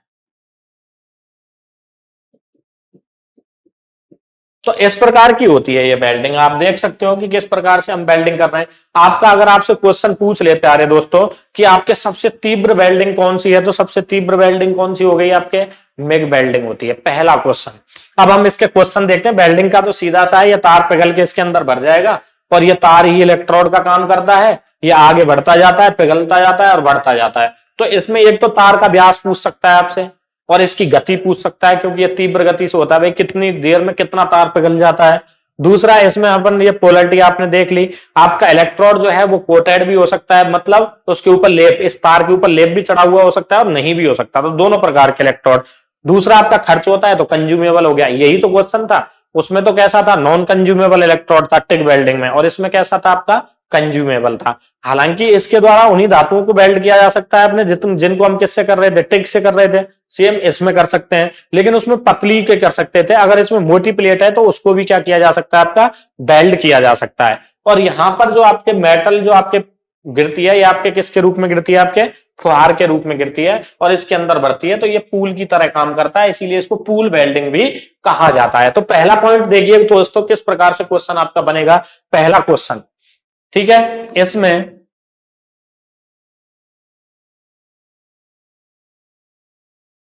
इसमें आपका क्या है, किसी भी धातु का तार इलेक्ट्रोड के रूप में प्रयोग में लेते हैं। किसी भी धातु का तार, ये धातु का तार, तभी तो मेटल नाम पड़ा है। धातु का तार इलेक्ट्रोड के रूप में प्रयोग में लिया जाता है, इलेक्ट्रोड के रूप में क्या लेते हैं अपन, प्रयोग में लेते हैं। जो किस पर लिपटा रहता है, आपका रील के रूप में, जो रील पर लिपटा रहता है, ठीक है, पहला पॉइंट। दूसरा, कि ये आपका कैसा होता है, पहले हम इसके व्यास की बात कर लें कि भाई इसका व्यास कितना होता है ना, और आपके इसके स्पीड कितनी होती है। यह कैसा है आपका, भाई यह आपका तीव्र प्रक्रम है। कैसा है आपका, तीव्र प्रक्रम है। तीव्र प्रक्रम का मतलब है, मतलब शीघ्र वेल्डिंग हो जाती है, प्रोसेस फास्ट है, ठीक है। तो कितनी होती है आपके, 750 सेंटीमीटर पर मिनट। तो देखिए दोस्तों, ये इसकी स्पीड है, मतलब 1 मिनट में 750 सेंटीमीटर ये तार पिघल जाता है। तो आप सोच के देखो आपके कितनी जल्दी आपके क्या होगा, ये आपके वेल्डिंग कर देगी, कितना धातु पिघलाएगी तुरंत की तुरंत, है ना। तो दूसरी चीज इसमें आपका इलेक्ट्रोड का व्यास पूछ लेता है, जो ये तार है इसका व्यास कितना रखा जाता है, भाई कितना मोटा, ऐसा थोड़ी ना इतना मोटा अपन इलेक्ट्रोड रख देंगे तार, वो चलेगा ही नहीं। तो इसमें अगर इसमें इलेक्ट्रोड के व्यास की अगर बात की जाए, तो इसमें इलेक्ट्रोड का व्यास कितना रखा जाता है आपका, इलेक्ट्रोड का व्यास जो है दोस्तों, वो आपके 0.75 mm से आपका 2.5 mm रखा जाता है। बात क्लियर हुई। ये जो तार है इसका जो व्यास है वो आपका कितना रखा जाता है, 2.5 mm तक। तीसरा क्वेश्चन, इसमें जो इलेक्ट्रोड है वो आपके पिघल रहा है, मतलब खर्च हो रहा है, पिघल के इलेक्ट्रोड ही तो भर रहा है, तो कंज्यूमेबल हुआ। तो इसमें आपका इलेक्ट्रोड जो है, इसमें कंज्यूमेबल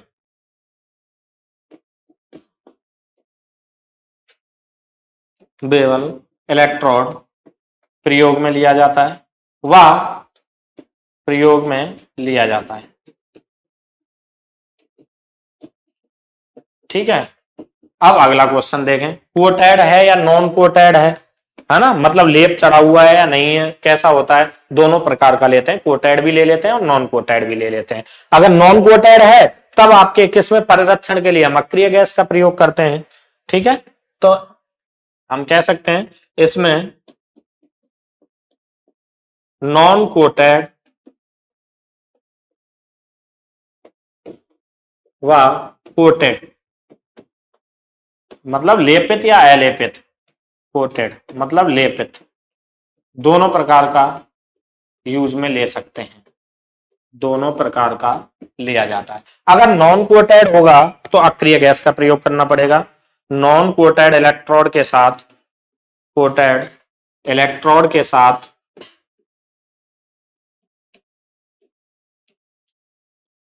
नॉन कोटेड इलेक्ट्रोड के साथ हम क्या करेंगे दोस्तों, आपके परिरक्षण के लिए, परिरक्षण के लिए अक्रिय गैस, अक्रिय गैस हीलियम और आर्गन का प्रयोग करते हैं।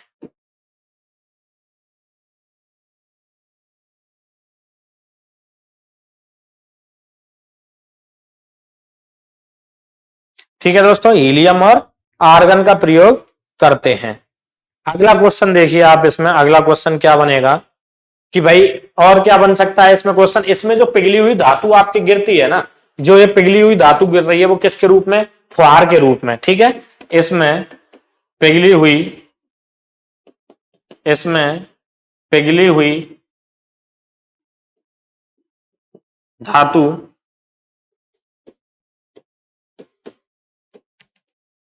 स्प्रे फुहार के रूप में गिरती है, फुहार के रूप में गिरती है। ठीक है, फुहार के रूप में गिरती है, और किस में गिरती है, पूल में गिरती है, तो इसको पूल वेल्डिंग भी कहते हैं। ठीक है, पूल में गिरती है, मतलब ये गड्ढा हो गया, इसमें भर रहा है पानी, द्रव भर रहा है, तो पूल की तरह काम करता है, इसीलिए इसको अपन पूल वेल्डिंग कह देते हैं। ठीक है, अगला क्वेश्चन देखिए दोस्तों, इसमें और क्या बनेगा आपका, इसमें अगला क्वेश्चन किस प्रकार से बनेगा कि भाई इसमें अब इसका प्रयोग कहां करते हैं। अब अगला क्वेश्चन आपका क्या बनता है कि इसका प्रयोग कहां किया जाता है, तो जहां पर टिक वेल्डिंग का कर रहे हैं तो वहीं कर रहे हैं, लेकिन इसमें खास बात क्या है, इसमें खास बात यह है कि ये 4 mm से अधिक मोटी प्लेटों को वेल्ड कर सकता है। तो यह 4 mm से अधिक मोटी प्लेटों को क्या कर सकता है दोस्तों, प्लेटों को वेल्ड कर सकता है। ठीक है, और दूसरी चीज, इसको हम वेल्डिंग के लिए अगर हम धातुओं के नाम देखें तो वही सेम होती है आपकी। ठीक है, जैसे एल्युमिनियम है, मैग्नीशियम है, टाइटेनियम है, वेनेडियम है, लेकिन रेलवे के कार्यों के लिए ज्यादातर हम किसका प्रयोग करते हैं आपके, इसी का। अगर आपसे पूछ ले, क्योंकि लोको पायलट में ऐसे क्वेश्चन पूछ लिए जाते हैं, रेलवे कार्यों के लिए हम कह सकते हैं आपके फैब्रिकेशन के कार्यों के लिए, फैब्रिकेशन के कार्यों के लिए हम इसका प्रयोग करते हैं।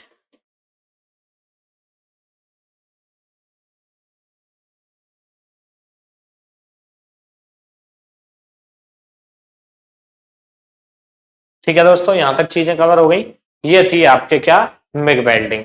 हमने टिक भी पढ़ ली, मिग वेल्डिंग पढ़ लिया, आपके इलेक्ट्रिक आर्क वेल्डिंग पढ़ ली, पोलरिटी भी पढ़ चुके हैं, ध्रुवता जो होती है, स्ट्रेट पोलरिटी, रिवर्स पोलरिटी, और हम आपके क्या वेल्डिंग टेक्निक्स भी पढ़ चुके हैं, लेफ्ट हैंड वेल्डिंग टेक्निक और राइट हैंड वेल्डिंग टेक्निक। अब हम पढ़ेंगे आगे दोस्तों गैस वेल्डिंग के प्रकार, कि आपकी जो गैस वेल्डिंग है वो किस प्रकार से की जाती है। और गैस वेल्डिंग में आपका सबसे इंपॉर्टेंट क्या है, ऑक्सी एसिटिलीन गैस वेल्डिंग, तो उसके बारे में पढ़ेंगे अपन नेक्स्ट क्लास में। ठीक है दोस्तों, नमस्कार दोस्तों, मैं बलवीर चौधरी, जो आपके लिए फिटर के टॉपिक आपका वेल्डिंग का जो चल रहा था, उसमें हमने टिग और मिग वेल्डिंग के बारे में पिछली क्लास में, प्रीवियस क्लास में सारी चीजें पढ़ ली थी। अब देखिए दोस्तों, हमारे पास में जो अगला जो टॉपिक है, इसमें कुछ आपके देखो, गैस वेल्डिंग स्टार्ट करने से पहले हम वेल्डिंग के कुछ टर्म्स की बात करते हैं, ज्यादा नहीं है पर लेकिन कुछ हैं, उनके बारे में आपको पता होना चाहिए। तो आज हम बात करेंगे आपके वेल्डिंग टर्म्स के बारे में।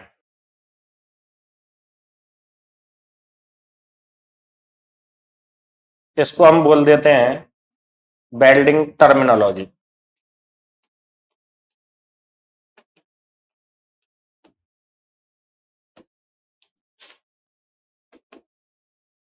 वेल्डिंग के पद।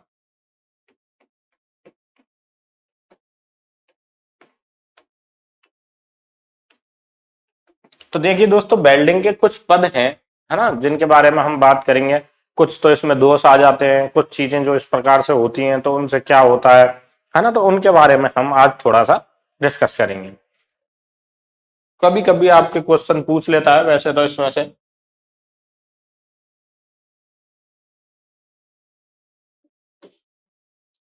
ठीक है, तो देखिए दोस्तों, हमारा सबसे पहला पॉइंट है आपके वेल्डिंग के टर्म्स। और वेल्डिंग टर्म्स में आपका सबसे पहला जो पॉइंट आता है वो कौन सा आता है दोस्तों, वेल्ड बीड आता है। वेल्ड बीड, ठीक है। वेल्ड बीड क्या होता है भाई, जैसे अगर हम देखेंगे आपके कि आपका ये वाला जो पोर्शन है, इसको अगर हम देखें तो ये आपके क्या हो गया, ये आपका कोई वेल्डिंग जॉइंट है जहां पर आपने वेल्डिंग जोड़ किया हुआ है इस प्रकार से। तो आप इस सतह पे देखोगे, कभी कभी आपके क्या है, छोटी छोटी बूंदें आपके किसके रूप में इकट्ठी हो जाती हैं आपके, भाई इस प्रकार से। जब आपके क्या होगा, तो देखिए आपके जो बेल्ट बीड होती है, बेल्ट बीड में आपका क्या होता है, जब हम वेल्डिंग करते हैं तो वेल्डिंग करते समय जब आपका इलेक्ट्रोड होता है, इलेक्ट्रोड जो होगा आपके क्या होगा इस प्रकार से, और आपके आर्क क्या हो जाती है, आपके लंबी हो जाती है। मतलब आर्क जब आपके लंबी हो जाएगी तो उस सिचुएशन में आपका क्या होगा दोस्तों, आपका इलेक्ट्रोड जो है, आर्क ज्यादा लंबी है तो ज्यादा आपका क्या करेगा, इलेक्ट्रोड को पिघलाएगा। तो जरूरत से ज्यादा आपका इलेक्ट्रोड को पिघलाएगा, तो ये क्या है, ज्यादा आपके लिक्विड फॉर्म में आ जाएगा। और जैसे ही हम इलेक्ट्रोड को चलाएंगे तो जो आपकी पिघली हुई बूंदें होती हैं, वो आपकी छोटी छोटी बूंदों के रूप में इधर उधर आपके क्या हो जाती हैं, छिटक जाती हैं। ठीक है, तो ये जो आपके छिटकती हैं, इसको तो स्पार्टर बोला जाता है। क्या बोला जाता है दोस्तों, स्पार्टर, है ना, स्पार्टर बोला जाता है। जो ये छोटी छोटी बूंदें आपके इकट्ठी होती हैं, इसको आपका स्पार्टर्स बोला जाता है। ठीक है, और इसके ऊपर जो जम जाती हैं, इनको आपका क्या कहा जाता है, आपका बेल्ट बीड कहा जाता है। ठीक है दोस्तों, तो ये दोनों आपके क्या हैं, आपके दोष हैं। एक प्रकार से अगर आपसे पूछ लिया जाए कि बेल्ट स्पाल्टर क्या होता है या बेल्ट स्पार्टर्स क्या होते हैं, तो बेल्ट स्पार्टर्स एज ए आपका क्या होता है दोस्तों, आपके बेल्डिंग का दोष है। ठीक है, इस प्रकार से क्वेश्चन आ जाता है। तो देखो, अब हमें बेल्डिंग पे तो बिल्कुल फिनिशिंग सतह चाहिए होती है। ठीक है, तो बेल्डिंग पर बिल्कुल फिनिश सतह चाहिए होती है, तो इसको हटाना पड़ेगा। तो जो आपके स्पार्टर्स आते हैं या बेल्ट बीड आती है, इसको किसके द्वारा हटाया जाता है, आपका चिपिंग हैमर के द्वारा हटाया जाता है। अगर आपसे पूछ ले कि आपके जो स्पार्टर्स होते हैं या बेल्ट बीड होती है, उन्हें हटाने के लिए हम किसका प्रयोग करते हैं दोस्तों, आपके चिपिंग हैमर का प्रयोग करते हैं। उसके द्वारा इनको क्या कर दिया जाता है, हटा दिया जाता है। तो देखिए यहां पर आपके परिभाषा क्या बनी दोस्तों, कि आपका जो बेल्ट बीड है,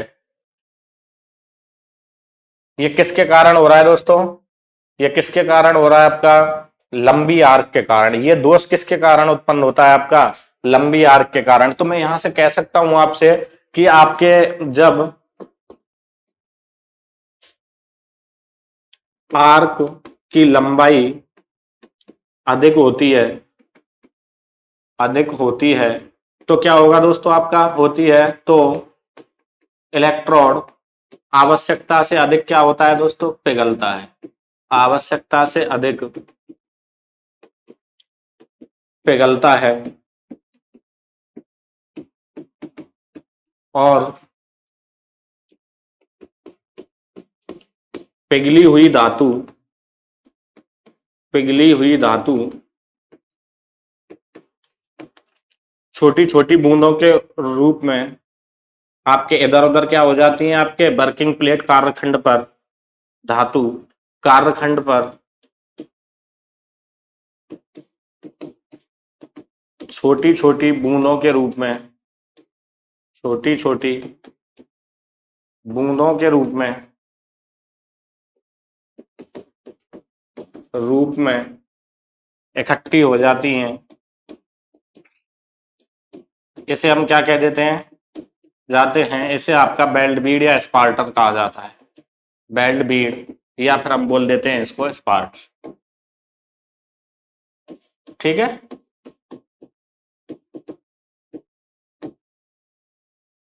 तो देखिए दोस्तों ये तो हो गई। अब इस दोष को हमें दूर करना पड़ेगा। ये आपका क्या है, आपका ये है बेल्डिंग दोष है। क्या है आपका दोस्तों, यह है आपका बेल्डिंग दोष है। ठीक है, बेल्डिंग दोष है। अब ये हो गया। इसे दूर करने के लिए हम किसका, भाई हमें इसको फिनिश करना पड़ेगा सरफेस को, और सरफेस को फिनिश करने के लिए हैमर जो होते हैं अपने काफी प्रकार के होते हैं, लेकिन इसमें आपका कौन सा लिया जाता है आपका, तो इसमें इसको हटाने के लिए आपका हम क्या करेंगे आपका दोस्तों, चिपिंग हैमर का प्रयोग करेंगे। किसका प्रयोग करेंगे, आपका चिपिंग हैमर का प्रयोग करते हैं। ठीक है, ये आपके क्या हो गई, आपके बेल्ट बीड हो गई। अब ऐसे ही आपका एक पॉइंट और होता है जो आपके बेल्ट रिप्पल होती है। बेल्ट रिप्पल की अगर मैं आपसे बात करूं, तो बेल्ट रिप्पल की अगर बात की जाए तो देखिए बेल्ट रिप्पल क्या होता है। अगला इसमें पद जो आता है वो आपका आता है दोस्तों बेल्ट रिप्पल। तो बेल्ट रिप्पल की अगर बात की जाए तो बेल्ट रिप्पल क्या होता है, देखिए बेल्ट रिप्पल,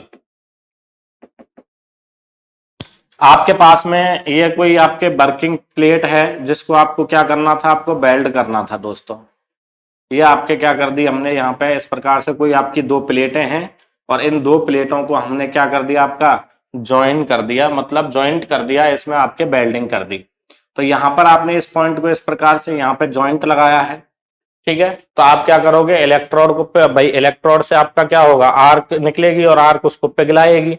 लेकिन क्या होता है वो, अगर देखो एक तो पारे की फॉर्म में होगा, है ना, मतलब गाढ़ा, पिघल तो दोनों कंडीशन में रहा है, द्रव तो दोनों ही है, और एक आपका पानी की तरह, मतलब यहां तो ज्यादा पिघल रहा था और यहाँ पे कैसा पिघल रहा है, इलेक्ट्रोड कम पिघल रहा है, मतलब पूर्ण रूप से नहीं पिघलता है। तो उस कंडीशन में गाढ़ा रह जाता है। अब गाढ़ा रह जाएगा तो क्या फैलेगा नहीं सही ढंग से, तो कहीं पे तो ज्यादा हो जाता है, कहीं पे कम हो जाता है, कहीं पे ज्यादा हो जाता है। इस प्रकार से आपके बेल्डिंग सतह पर आपके पानी की तरह क्या पड़ जाती हैं, आपकी लहरें पड़ जाती हैं। भाई आपका गाढ़ा है, पानी की तरह होता तो बिल्कुल प्लेन फैल जाता, लेकिन आपका गाढ़ा है तो कहीं पे ज्यादा हो जाएगा, कहीं पे क्या हो जाएगा, आपका कम हो जाएगा। इसको आपका क्या कहा जाता है दोस्तों, बेल्ट रिप्पल कहा जाता है। क्या कहा जाता है, आपका बेल्ट रिप्पल कहा जाता है। लेकिन ये हुआ किसके कारण, भाई आपका जो आर्क है, आर्क में क्या होगा दोस्तों, आपका आर्क छोटी रह जाएगी, तो मतलब पूर्ण रूप से नहीं पिघलेगा। जब आर्क छोटी रह गई तो इलेक्ट्रोड को सही ढंग से आपके हीट नहीं मिल पाती है, तो सही ढंग से पिघलता नहीं है। तो ये भी आपका दोष है। तो इसमें अगर हम बात करें तो आपका अगला पॉइंट इसमें क्या बनेगा, तो देखिए इसमें आपका पॉइंट ये बनेगा कि छोटी शॉर्ट आर्क के कारण, मैं बता चुका हूं आपको आर्क के बारे में, लंबी आर्क क्या होती है, शॉर्ट आर्क क्या होती है। तो शॉर्ट आर्क जो होती है, शॉर्ट आर्क के कारण आपका इलेक्ट्रोड उचित रूप से नहीं पिघलता है, उचित रूप या पूर्ण रूप से नहीं पिघलता है, पूर्ण रूप से नहीं पिघलता है। तो बेल्डिंग जोड़ पर क्या होता है, आपका पानी की तरह क्या पड़ जाती हैं दोस्तों, जोड़ पर पानी की तरह लहरें पड़ जाती हैं, है ना, पानी की तरह क्या पड़ जाती हैं, आपके लहरें पड़ जाती हैं, और इसी को क्या कहा जाता है, आपका बेल्ट रिप्पल कहा जाता है। ठीक है दोस्तों, बेल्ट रिप्पल आपका कंप्लीट हुआ। कि भाई आपका इलेक्ट्रोड आपका सही ढंग से नहीं पिघल रहा है, तो उस पे क्या होगा, गाढ़ा होगा तो कहीं तो मटेरियल ज्यादा हो जाएगा, कहीं आपका कम हो जाएगा, तो इस प्रकार से आपके पानी की तरह उस पे क्या पड़ जाती है, लहरें पड़ जाती है। लेकिन इसको हमें आपके जब हम वेल्डिंग कर रहे होते हैं तो हमें बिल्कुल प्लेन सरफेस चाहिए, प्लेन सरफेस चाहिए, तो हमें इसको ठीक करना पड़ेगा। और इसके लिए किसका प्रयोग करते हैं, देखो दोस्तों, आपके वेल्डिंग और जो आपके मोल्डिंग, मोल्डिंग का मतलब होता है जो आपके सांचे में धातु तैयार की जाती है वो मोल्डिंग होती है, उनको अगर हमें फिनिश करना हो उन सतहों को, तो ग्राइंडर के द्वारा करते हैं।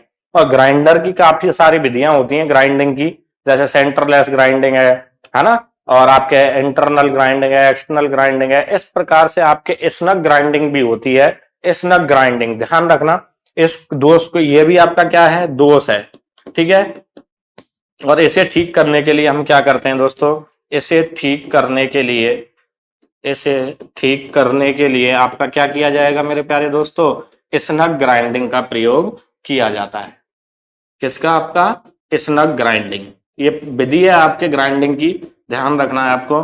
चाहे तो आपके मोल्डिंग की पूछ ले, जो सांचे में हम तैयार करते हैं, स्नग ग्राइंडिंग की जाती है, ठीक है। उस स्नग ग्राइंडर से क्या करेंगे, इसकी सरफेस पे चलाएंगे और चलाने के बाद आपके ये बिल्कुल लेवल हो जाती है। तो बेल्ट रिप्पल आपकी समझ में आ गया होगा मेरे प्यारे दोस्तों कि आपके बेल्ट रिप्पल क्या होता है, ठीक है। अब हम बात करेंगे आपके अगले पॉइंट की।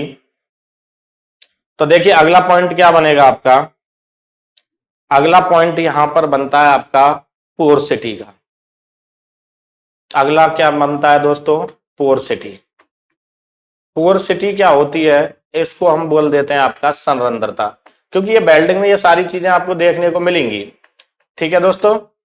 तो देखो पोरसिटी क्या होती है, पोरसिटी की अगर बात की जाए तो देखो पोरसिटी में हम कैसे यूज में लेते हैं कि आपने जब वेल्डिंग की, भाई यहां पे अगर आप देखोगे तो वही आपके दो प्लेटें हो गई, एक तो आपके ये प्लेट हो गई यहां से यहां तक, और एक ये हो गई आपकी, इन दोनों को आपको क्या करना था, वेल्ड करना था।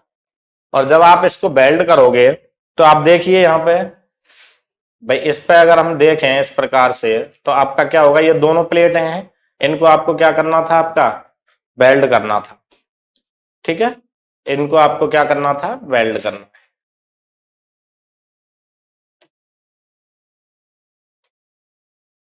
इनको आपको दोनों को वेल्ड करना है। तो आप क्या करोगे, पिघली हुई धातु इसके अंदर भरोगे। भाई धातु जो मेटल पिघल के इसके अंदर भरेगा, इलेक्ट्रोड जो इसके अंदर पिघल के भरेगा, तो इसमें आप क्या करोगे, भाई इलेक्ट्रोड इसके अंदर भर दोगे, ठीक है। जैसे यहां पर आपका ये पिघल के इसके अंदर आपके क्या भर गई दोस्तों, मेटल भर गया आपका यहाँ पे, इस प्रकार से ये पिघल के इसके अंदर भर जाएगा, ठीक है। अब क्या होगा, जब ये पिघल के इसके अंदर भर जाएगा तो आपका क्या होगा कि भाई अब ये जो धातु है वो आपके कौन सी अवस्था में है, आपके द्रव अवस्था में है। ये जो धातु है आपकी, वो आपकी कौन सी अवस्था में है, द्रव अवस्था में है, लेकिन गर्म है ना, तब तक द्रव अवस्था में है। लेकिन अब ये जैसे ही ठंडी होगी तो आपको पता है कि द्रव के जो कण होते हैं वो तो दूर दूर होते हैं, और ठोस के कण होते हैं वो पास पास होते हैं। तो आप जब देखोगे कि इसकी ऊपर की जो सतह है, ये वाली जो सरफेस है, वो तो हवा के संपर्क में रहेगी, तो वो आपके क्या होगी, आपके जल्दी ठंडी हो जाएगी। तो ऊपर से तो जल्दी ठोस में परिवर्तित हो जाता है, और नीचे से क्या होता है बाद में, क्योंकि नीचे दबा हुआ है तो उसको धीरे धीरे आपका ठंडा होता है, लेकिन ऊपर से तो हवा के संपर्क में रहता है, तो ऊपर तो पपड़ी जम जाती है आपकी। क्या जम जाती है दोस्तों, ऊपर की जो लेयर है वो तो आपके क्या है, इस प्रकार से इस पर पपड़ी जम जाती है ना। तो पपड़ी जम गई मतलब ऊपर से तो ये जम गया, लेकिन नीचे से अभी आपका ठंडा नहीं हुआ था, है ना, क्योंकि वहां पर ज्यादा एयर नहीं मिल पा रही थी। तो अब ये इस प्रकार से आपका क्या हो गया, यहाँ पे ये आपका जॉइंट यहाँ पे इस प्रकार से हो गया, ठीक है मेरे प्यारे दोस्तों। अब क्या करेंगे, अब हम देखते हैं इसमें कि जैसे ही आपका नीचे वाला पोर्शन ठंडा होगा, भाई नीचे बाद में होगा, तो ये द्रव से ठोस में जैसे जैसे बदलेगा तो ये संकुचित होगा, और जब संकुचित होगा तो इसमें उपस्थित एयर जो होगी, यहाँ पर आपके क्या होगी दोस्तों, जो एयर के कण होंगे तो वो बाहर निकलेंगे। स्वाभाविक सी बात है, क्योंकि एयर तो अंदर रह नहीं सकती जब ठोस में बदलेगा जब। तो ऊपर एयर जैसे उठेगी तो इस पपड़ी में आपके छेद कर देगी, छोटे छोटे रंध्र बना देगी, ठीक है। क्या बना देगी मेरे प्यारे दोस्तों, आपके रंध्र बना देगी, छोटे छोटे जो रंध्र होते हैं उनको इस पे बना देगी। इस प्रकार से यहाँ पर इस वेल्डिंग सतह पर आपके छोटे छोटे क्या बन जाएंगे, आपके रंध्र बन जाएंगे। इसी को आपका क्या कहा जाता है, आपका पोरसिटी कहा जाता है। समझ में आ गया होगा दोस्तों। जब आपके पिघली हुई धातु द्रव से ठोस में परिवर्तित होती है तो आपके उसमें उपस्थित एयर बाहर निकलती है, जो वेल्डिंग की ऊपरी सतह पर आपके छोटे छोटे छिद्र कर देती है। उसी को हम क्या कह देते हैं, आपका पोरसिटी कह दिया जाता है। ठीक है दोस्तों, पोरसिटी समझ में आई होगी कि आपके जब पिघली हुई धातु पिघली हुई धातु आपके क्या होगी, आपके द्रव से कौन सी अवस्था में जाएगी, द्रव से ठोस अवस्था में परिवर्तित होती है, ठोस अवस्था में परिवर्तित होती है, परिवर्तित होती है। तो क्या होता है दोस्तों, तो उसमें उपस्थित एयर या हवा, उसमें उपस्थित हवा आपके क्या करेगी, उपस्थित हवा आपके बाहर निकलती है, बाहर निकलती है, जिससे आपका क्या होगा, जिससे वेल्डिंग की ऊपरी सतह पर, जिससे वेल्डिंग की ऊपरी सतह पर छोटे छोटे रंध्र बन जाते हैं। क्या बन जाते हैं, आपके छोटे छोटे रंध्र बन जाते हैं। उसे आपका क्या कहा जाता है, आपका बन जाते हैं। इसे आपका क्या कह देते हैं दोस्तों, पोरसिटी कह दिया जाता है। ठीक है मेरे प्यारे दोस्तों, ये चीज आपके क्लियर हो गई होगी। पोरसिटी क्या होता है, बेल्ट रिपल क्या होता है, बेल्ट बीड या स्पार्टर क्या होता है ना। तो ये होता है आपका पोरसिटी। अब हम बात करते हैं आपके अगले पॉइंट पे कि आपका अगला पॉइंट क्या है। यहां से देखिए, इसमें वेल्डिंग के पद में जो आपका अगला पॉइंट है वो आपका क्या बनेगा। तो एक तो आपका होता है दोस्तों इसमें पेंट्रेशन, पेंट्रेशन। ठीक है, पेंट्रेशन को बोल देते हैं अपन भेदन। और एक होता है आपका slag inclusion, crater, sorry crater देखते हैं पहले तो, क्रेटर, इसको हम बोल देते हैं आपका क्रेटर, गड्ढा भी कहा दिया जाता है इसको, है ना। तो देखो क्रेटर क्या होता है, अब पहले तो हम क्रेटर को समझेंगे और बाद में आपके पेंट्रेशन को समझेंगे। ठीक है, तो देखिए क्रेटर क्या होता है, जैसे ये आपके कोई भी वेल्डिंग प्लेट हैं, इनको आपको वेल्ड करना था ये इस प्रकार से। तो देखो पेंट्रेशन क्या होता है, पेंट्रेशन मतलब होता है भेदन शक्ति। तो जैसे हमारा जो आर्क है, ठीक है दोस्तों, आर्क है, आर्क क्या होना होगा, आपका जो आर्क है, जिस प्रकार से मैं यहां से देखता हूं कि आपका जो आर्क अगर आपका यहां से आएगा, ये इलेक्ट्रोड हो गया और इस इलेक्ट्रोड में से ये आपका आर्क आ रहा है। ठीक है, आर्क मतलब आग निकल रही है, चिंगारी निकल रही है। तो ये आर्क आपके इस क्रेटर के, देखो ये जो क्रेटर है, क्रेटर का मतलब ये आर्क आपके जो पिघली हुई धातु जिसमें भरती है, भाई वेल्डिंग जोड़ में आपके ये भरेगी या नहीं भरेगी पिघली हुई धातु। तो ये जो आपका खाली स्थान रहता है दोनों प्लेटों के बीच में जहां पिघला हुआ मेटल डालना होता है, इसको आपका क्या कह दिया जाता है, आपका क्रेटर कह दिया जाता है। बात क्लियर हो गई होगी दोस्तों कि आपके दोनों प्लेटों के मध्य, दोनों प्लेटों के मध्य, एक प्लेट ये हो गई और दूसरी प्लेट ये हो गई, इनके मध्य जहां आपको वेल्डिंग करनी होती है, प्लेटों के मध्य हम क्या करते हैं, आपका मध्य जो गड्ढा रहता है, ठीक है, वह आपका क्या कहलाता है, आपका वह आपका क्रेटर कहलाता है। ठीक है, क्रेटर समझ में आ गया होगा, कहलाता है। ज्वालामुखी वगैरह में नहीं बनते क्या आपके क्रेटर। ठीक है, अब बात करते हैं कि पेंट्रेशन क्या होता है। देखिए पेंट्रेशन भी सेम है, इसमें थोड़ा सा अंतर है। पेंट्रेशन में क्या अंतर है आपका कि अपने पास में वही सेम आपके क्या है, दो प्लेटें हैं और इनको आपको क्या करना है मेरे प्यारे दोस्तों, वेल्ड करना है। तो इसमें होती है भेदन शक्ति, भेदन क्षमता की जो आपका आर्क है। भाई नॉर्मली तो अपना इसके हाफ वाला जो पोर्शन होता है यहीं तक आपके आर्क की लंबाई काउंट की जाती है ना। तो छोटी होगी तो ऊपर भी रह सकती है और बड़ी हुई तो ये आपके आगे निकल सकती है। मतलब आर्क जो है उसके इस क्रिएटर में भेदन शक्ति मतलब कितनी गहराई तक जा रहा है, आर्क जो है क्रिएटर के अंदर कितनी गहराई तक प्रवेश कर रहा है, ज्यादा कर रहा है तो पेंट्रेशन ज्यादा, और आपका कम कर रहा है तो पेंट्रेशन कम। मतलब जो भेदने की शक्ति है इस क्रिएटर में, आपके आर्क जितनी गहराई तक जाता है वो आपका क्या कहलाता है, आपका पेंट्रेशन कहलाता है। ये कुछ छोटे छोटे पद हैं, इनके बारे में आपको जानना जरूरी है। ठीक है दोस्तों, तो हम बात कर रहे थे आपके किसकी, पेंट्रेशन की। समझ में आ गया होगा पेंट्रेशन क्या है, कि आपके जो ये आपका क्रिएटर होता है, इसमें आप अगर देखोगे कि आपका जो आर्क है वो कितनी गहराई तक जा रहा है, वो आपका क्या कहलाता है, आपका पेंट्रेशन कहलाता है। ठीक है, क्रिएटर के अंदर, क्रिएटर के अंदर आर्क का, क्रिएटर के अंदर आर्क का जितनी गहराई तक प्रवेश होता है, जितनी गहराई तक प्रवेश होता है, प्रवेश होता है, वो क्या कहलाता है आपका दोस्तों, वह है पेंट्रेशन कहलाता है। क्या कहलाता है दोस्तों, पेंट्रेशन कहलाता है, पेंट्रेशन कहलाता है। अगर आपका आर्क ज्यादा गहराई तक जा रहा है, आर्क ज्यादा गहराई तक जा रहा है, ज्यादा गहराई तक प्रवेश करता है, तो अच्छा पेंट्रेशन है। ठीक है, अच्छा पेंट्रेशन मतलब भेदन अच्छा है, पेंट्रेशन। और अगर आपका क्या हो रहा है, कम गहराई तक जा रहा है, तो उस सिचुएशन में क्या होगा मेरे प्यारे दोस्तों, आपका खराब पेंट्रेशन हो। तो देखो दोनों चीजें क्लियर हो गई होंगी। जो ये गड्ढा होता है जिसमें आपके पिघली हुई धातु बढ़ती है, वो तो क्रिएटर कहलाता है। ठीक है, और इस क्रिएटर में आर्क जितनी गहराई तक प्रवेश करता है, वो आपका क्या कहलाता है, पेंट्रेशन कहलाता है। ठीक है, अब देखिए आपका अगला पॉइंट, इसमें और भी आपके कुछ पॉइंट हैं छोटे छोटे, इनको हम कवर कर लेते हैं पहले। ठीक है, तो एक आपका क्या होता है, एक होता है दोस्तों आपका toe of weld, toe of weld, है ना। कुछ ऐसे टर्म्स हैं आपके, इनको आपको पता होना चाहिए। और एक होता है आपका tack of belt, tack of belt मतलब बेल्ट पर टांका लगाना, टांका जो लगाते हैं वो आपका क्या कहलाता है, टैक ऑफ बेल्ट कहलाता है ना। और एक आपका पॉइंट होता है जिसे हम बोलते हैं आपका पेंट, सॉरी, स्लैग इंक्लूजन।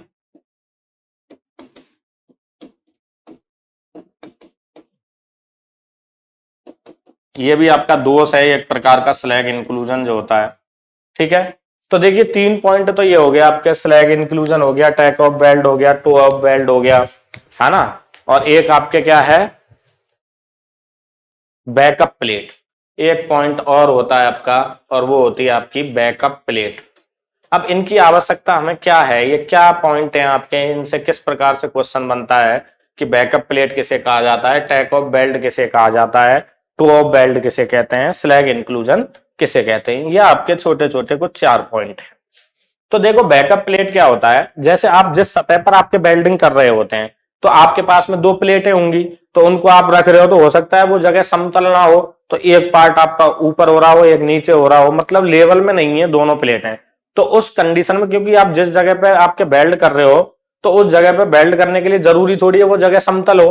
तो ऐसी सिचुएशन में हम क्या करते हैं, वेल्डिंग करने से पूर्व आपकी जो वेल्डिंग प्लेटें होती हैं उनके नीचे एक प्लेट लगाई जाती है, जिससे वो बिल्कुल प्लेन रह सकें, समतल रह सकें। उसे आपका क्या कहा जाता है, बैकअप प्लेट। बात समझ में आई कि आपके जरूरी नहीं है कि जिस जगह आप वेल्डिंग कर रहे हो वो बिल्कुल प्लेन हो।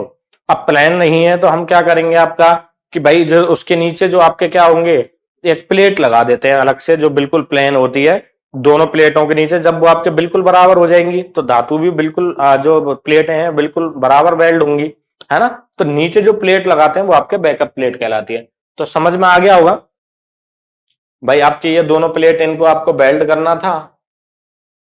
ठीक है, तो इनके नीचे हमें इनको बिल्कुल लेवल में, ये दोनों बराबर में होने चाहिए। उसके लिए नीचे आपके एक तीसरी प्लेट लगा दी जाती है। इस तीसरी प्लेट को आपका क्या कहा जाता है, आपका बैकअप प्लेट कहा जाता है दोस्तों, बैकअप प्लेट। ठीक है, अब देखो बैकअप प्लेट का परिभाषा अगर हम देखें, तो आपके कह सकते हैं कार्यखंड को, कार्यखंड को, कार्यखंड का मतलब जो वेल्डिंग प्लेटों को वेल्ड कर रहे हैं, कार्यखंड को समतल बनाने के लिए, समतल रखने के लिए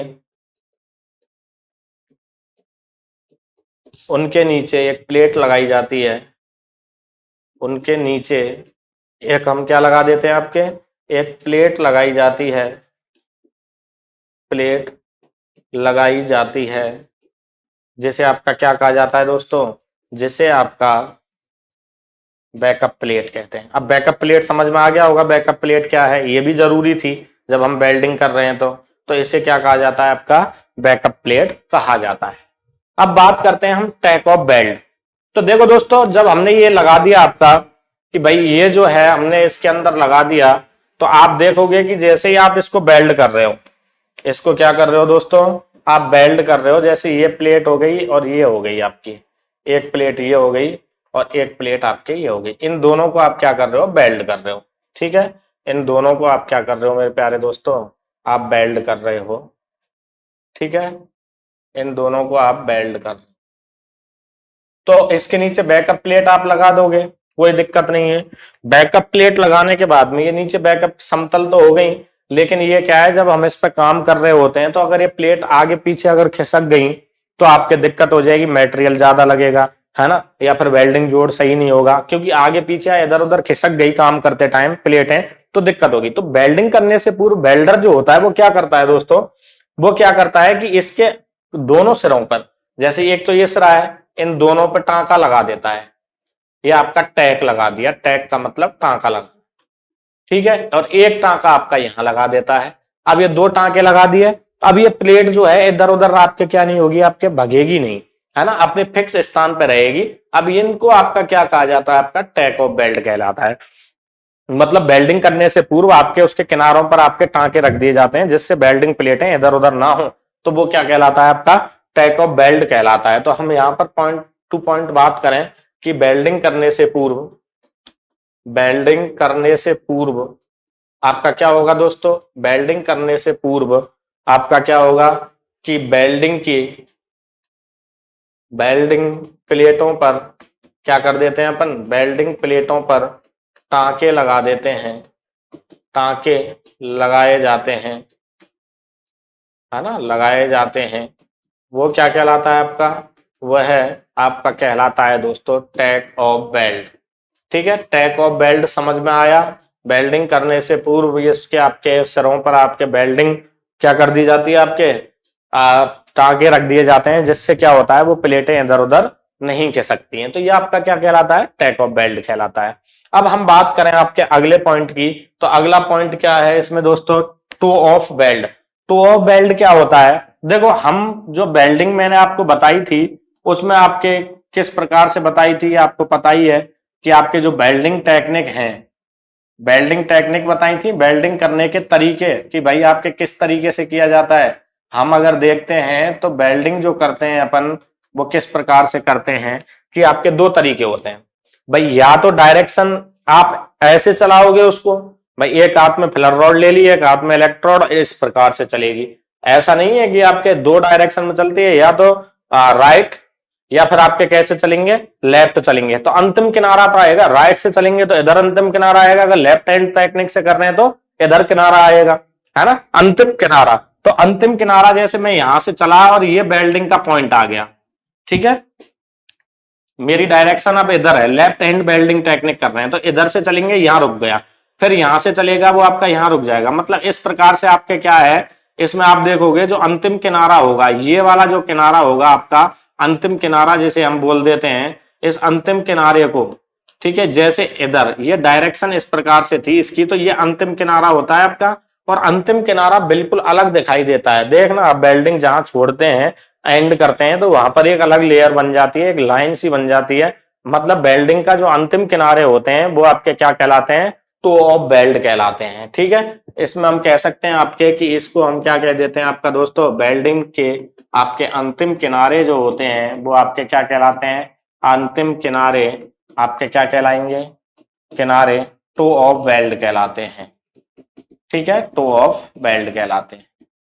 ठीक है, दोनों पॉइंट आपके कवर हो गए। अब हमारा अगला पॉइंट है स्लैग इंक्लूजन। देखो स्लैग का मतलब होता है आपका अशुद्धियां, और इंक्लूजन का मतलब होता है मिश्रण। जब आपके वेल्डिंग जोड़ में आपके क्या हो जाती हैं, अशुद्धियां मिल जाती हैं, ऑक्साइड मिल जाते हैं, तो उस कंडीशन में वेल्डिंग जोड़ कमजोर हो जाता है और आपका भंगुर हो जाता है है ना। और जबकि हमें वेल्डिंग जोड़ कैसा चाहिए था आपका, मजबूत। तो ये एक प्रकार से आपका वेल्डिंग में दोष है। स्लैग इंक्लूजन का मतलब जैसे ऑक्सीजन से क्रिया कर ले वो आपका, तो ऑक्साइड बना लेगा, जिससे वेल्डिंग जोड़ आपके कमजोर हो जाएगा, है ना। तो मेरा कहने का मतलब है एक प्रकार से वेल्डिंग जोड़ की जो आपके पिघली हुई धातु है उसमें अशुद्धियों का मिल जाना आपका क्या कहलाता है, आपका स्लैग इंक्लूजन कहलाता है। जो पिघली हुई धातु होगी उसमें धूल मिट्टी के कारण या फिर आपके ऑक्सीजन जो होगी वो इसके साथ में क्रिया कर लेगी, या सल्फर होगी वो क्रिया कर लेगी, तो उस कंडीशन में आपका क्या होगा, वेल्डिंग जोड़ आपका कमजोर हो जाएगा और आपका कैसा हो जाएगा आपका दोस्तों, नरम हो जाएगा, है ना। तो इसमें हम कह सकते हैं आपके जब वेल्डिंग जोड़ के अंदर, वेल्डिंग जोड़ के अंदर, वेल्डिंग जोड़ के अंदर पिघली हुई धातु, पिघली हुई धातु में क्या हो जाते हैं दोस्तों, आपके धातु में आपके अशुद्धियां मिल जाती हैं, अशुद्धियां मिल जाती हैं, तो आपका वो क्या कहलाता है, आपका मिल जाती हैं उसे, जिसके कारण आपके वेल्डिंग जोड़ कैसा हो जाता है, जिसके कारण वेल्डिंग जोड़, वेल्डिंग जोड़ भंगुर हो जाता है। कैसा हो जाता है दोस्तों, भंगुर या कमजोर हो जाता है ना। तो ये नहीं होना चाहिए था, मतलब दोष है, कमजोर हो जाता है। इस प्रक्रम को ही आपका क्या कहलाते हैं अपन, इसे स्लैग इंक्लूजन के नाम से जानते हैं, स्लैग इंक्लूजन कहा जाता है। तो देखिए दोस्तों ये कुछ पॉइंट थे आपके जो वेल्डिंग टर्मिनोलॉजी, मतलब वेल्डिंग के पद होते हैं कि आपके टो ऑफ वेल्ड क्या होता है, छोटे छोटे पॉइंट हैं। टैक ऑफ वेल्ड क्या होता है, स्लैग इंक्लूजन क्या होता है, बैकअप प्लेट क्या है, वेल्ड रिप्पल क्या है, वेल्ड बीड क्या होती है, पोर्सिटी क्या होती है, पेंट्रेशन क्या होता है। तो ये कुछ आपके 8-7 आपके पॉइंट हैं जो आपसे कभी कभी पूछ लिए जाते हैं। तो मेरे हिसाब से तो आपकी सारी चीजें कवर हो गई होंगी, है ना। तो अब हम बात करेंगे दोस्तों नेक्स्ट क्लास में आपके वेल्ड, जो आपके गैस वेल्डिंग है, कि गैस वेल्डिंग, क्योंकि वो भी फ्यूजन का है। अब तक तो हम आर्क वेल्डिंग पढ़ रहे थे भाई, आपके कौन सी, हमने कार्बन का इलेक्ट्रोड लिया था तो कार्बन आर्क वेल्डिंग हो गई थी, और उसमें नॉर्मल कास्ट आयरन का ले लिया था तो इलेक्ट्रिक आर्क वेल्डिंग हो गई थी, ग्रेफाइट का लिया तो ग्रेफाइट कार्बन आर्क वेल्डिंग हो गई थी, फिर हमने टंगस्टन का इलेक्ट्रोड ले लिया, टिग वेल्डिंग हो गई, tungsten inert gas arc welding, metal किसी भी धातु का ले लिया तो metal inert gas arc welding हो गई, है ना। इसी प्रकार से हमने सभी वेल्डिंग आपके आर्क वेल्डिंग हम कंप्लीट कर चुके हैं, और जो भी है आपके किस प्रकार से वेल्डिंग टेक्नोलॉजी भी कंप्लीट कर ली है, और उसके बाद में तकनीक भी हमने कर ली कि लेफ्ट हैंड और राइट हैंड वेल्डिंग टेक्निक होती है ना। तो इस प्रकार से हम सारी चीजें कवर कर चुके हैं दोस्तों। अब हम बात करेंगे आपके अगले पॉइंट की तरफ जो है आपके गैस वेल्डिंग, और बहुत अच्छा टॉपिक है, और उसके बारे में हम बात करेंगे नेक्स्ट क्लास में। ठीक है दोस्तों।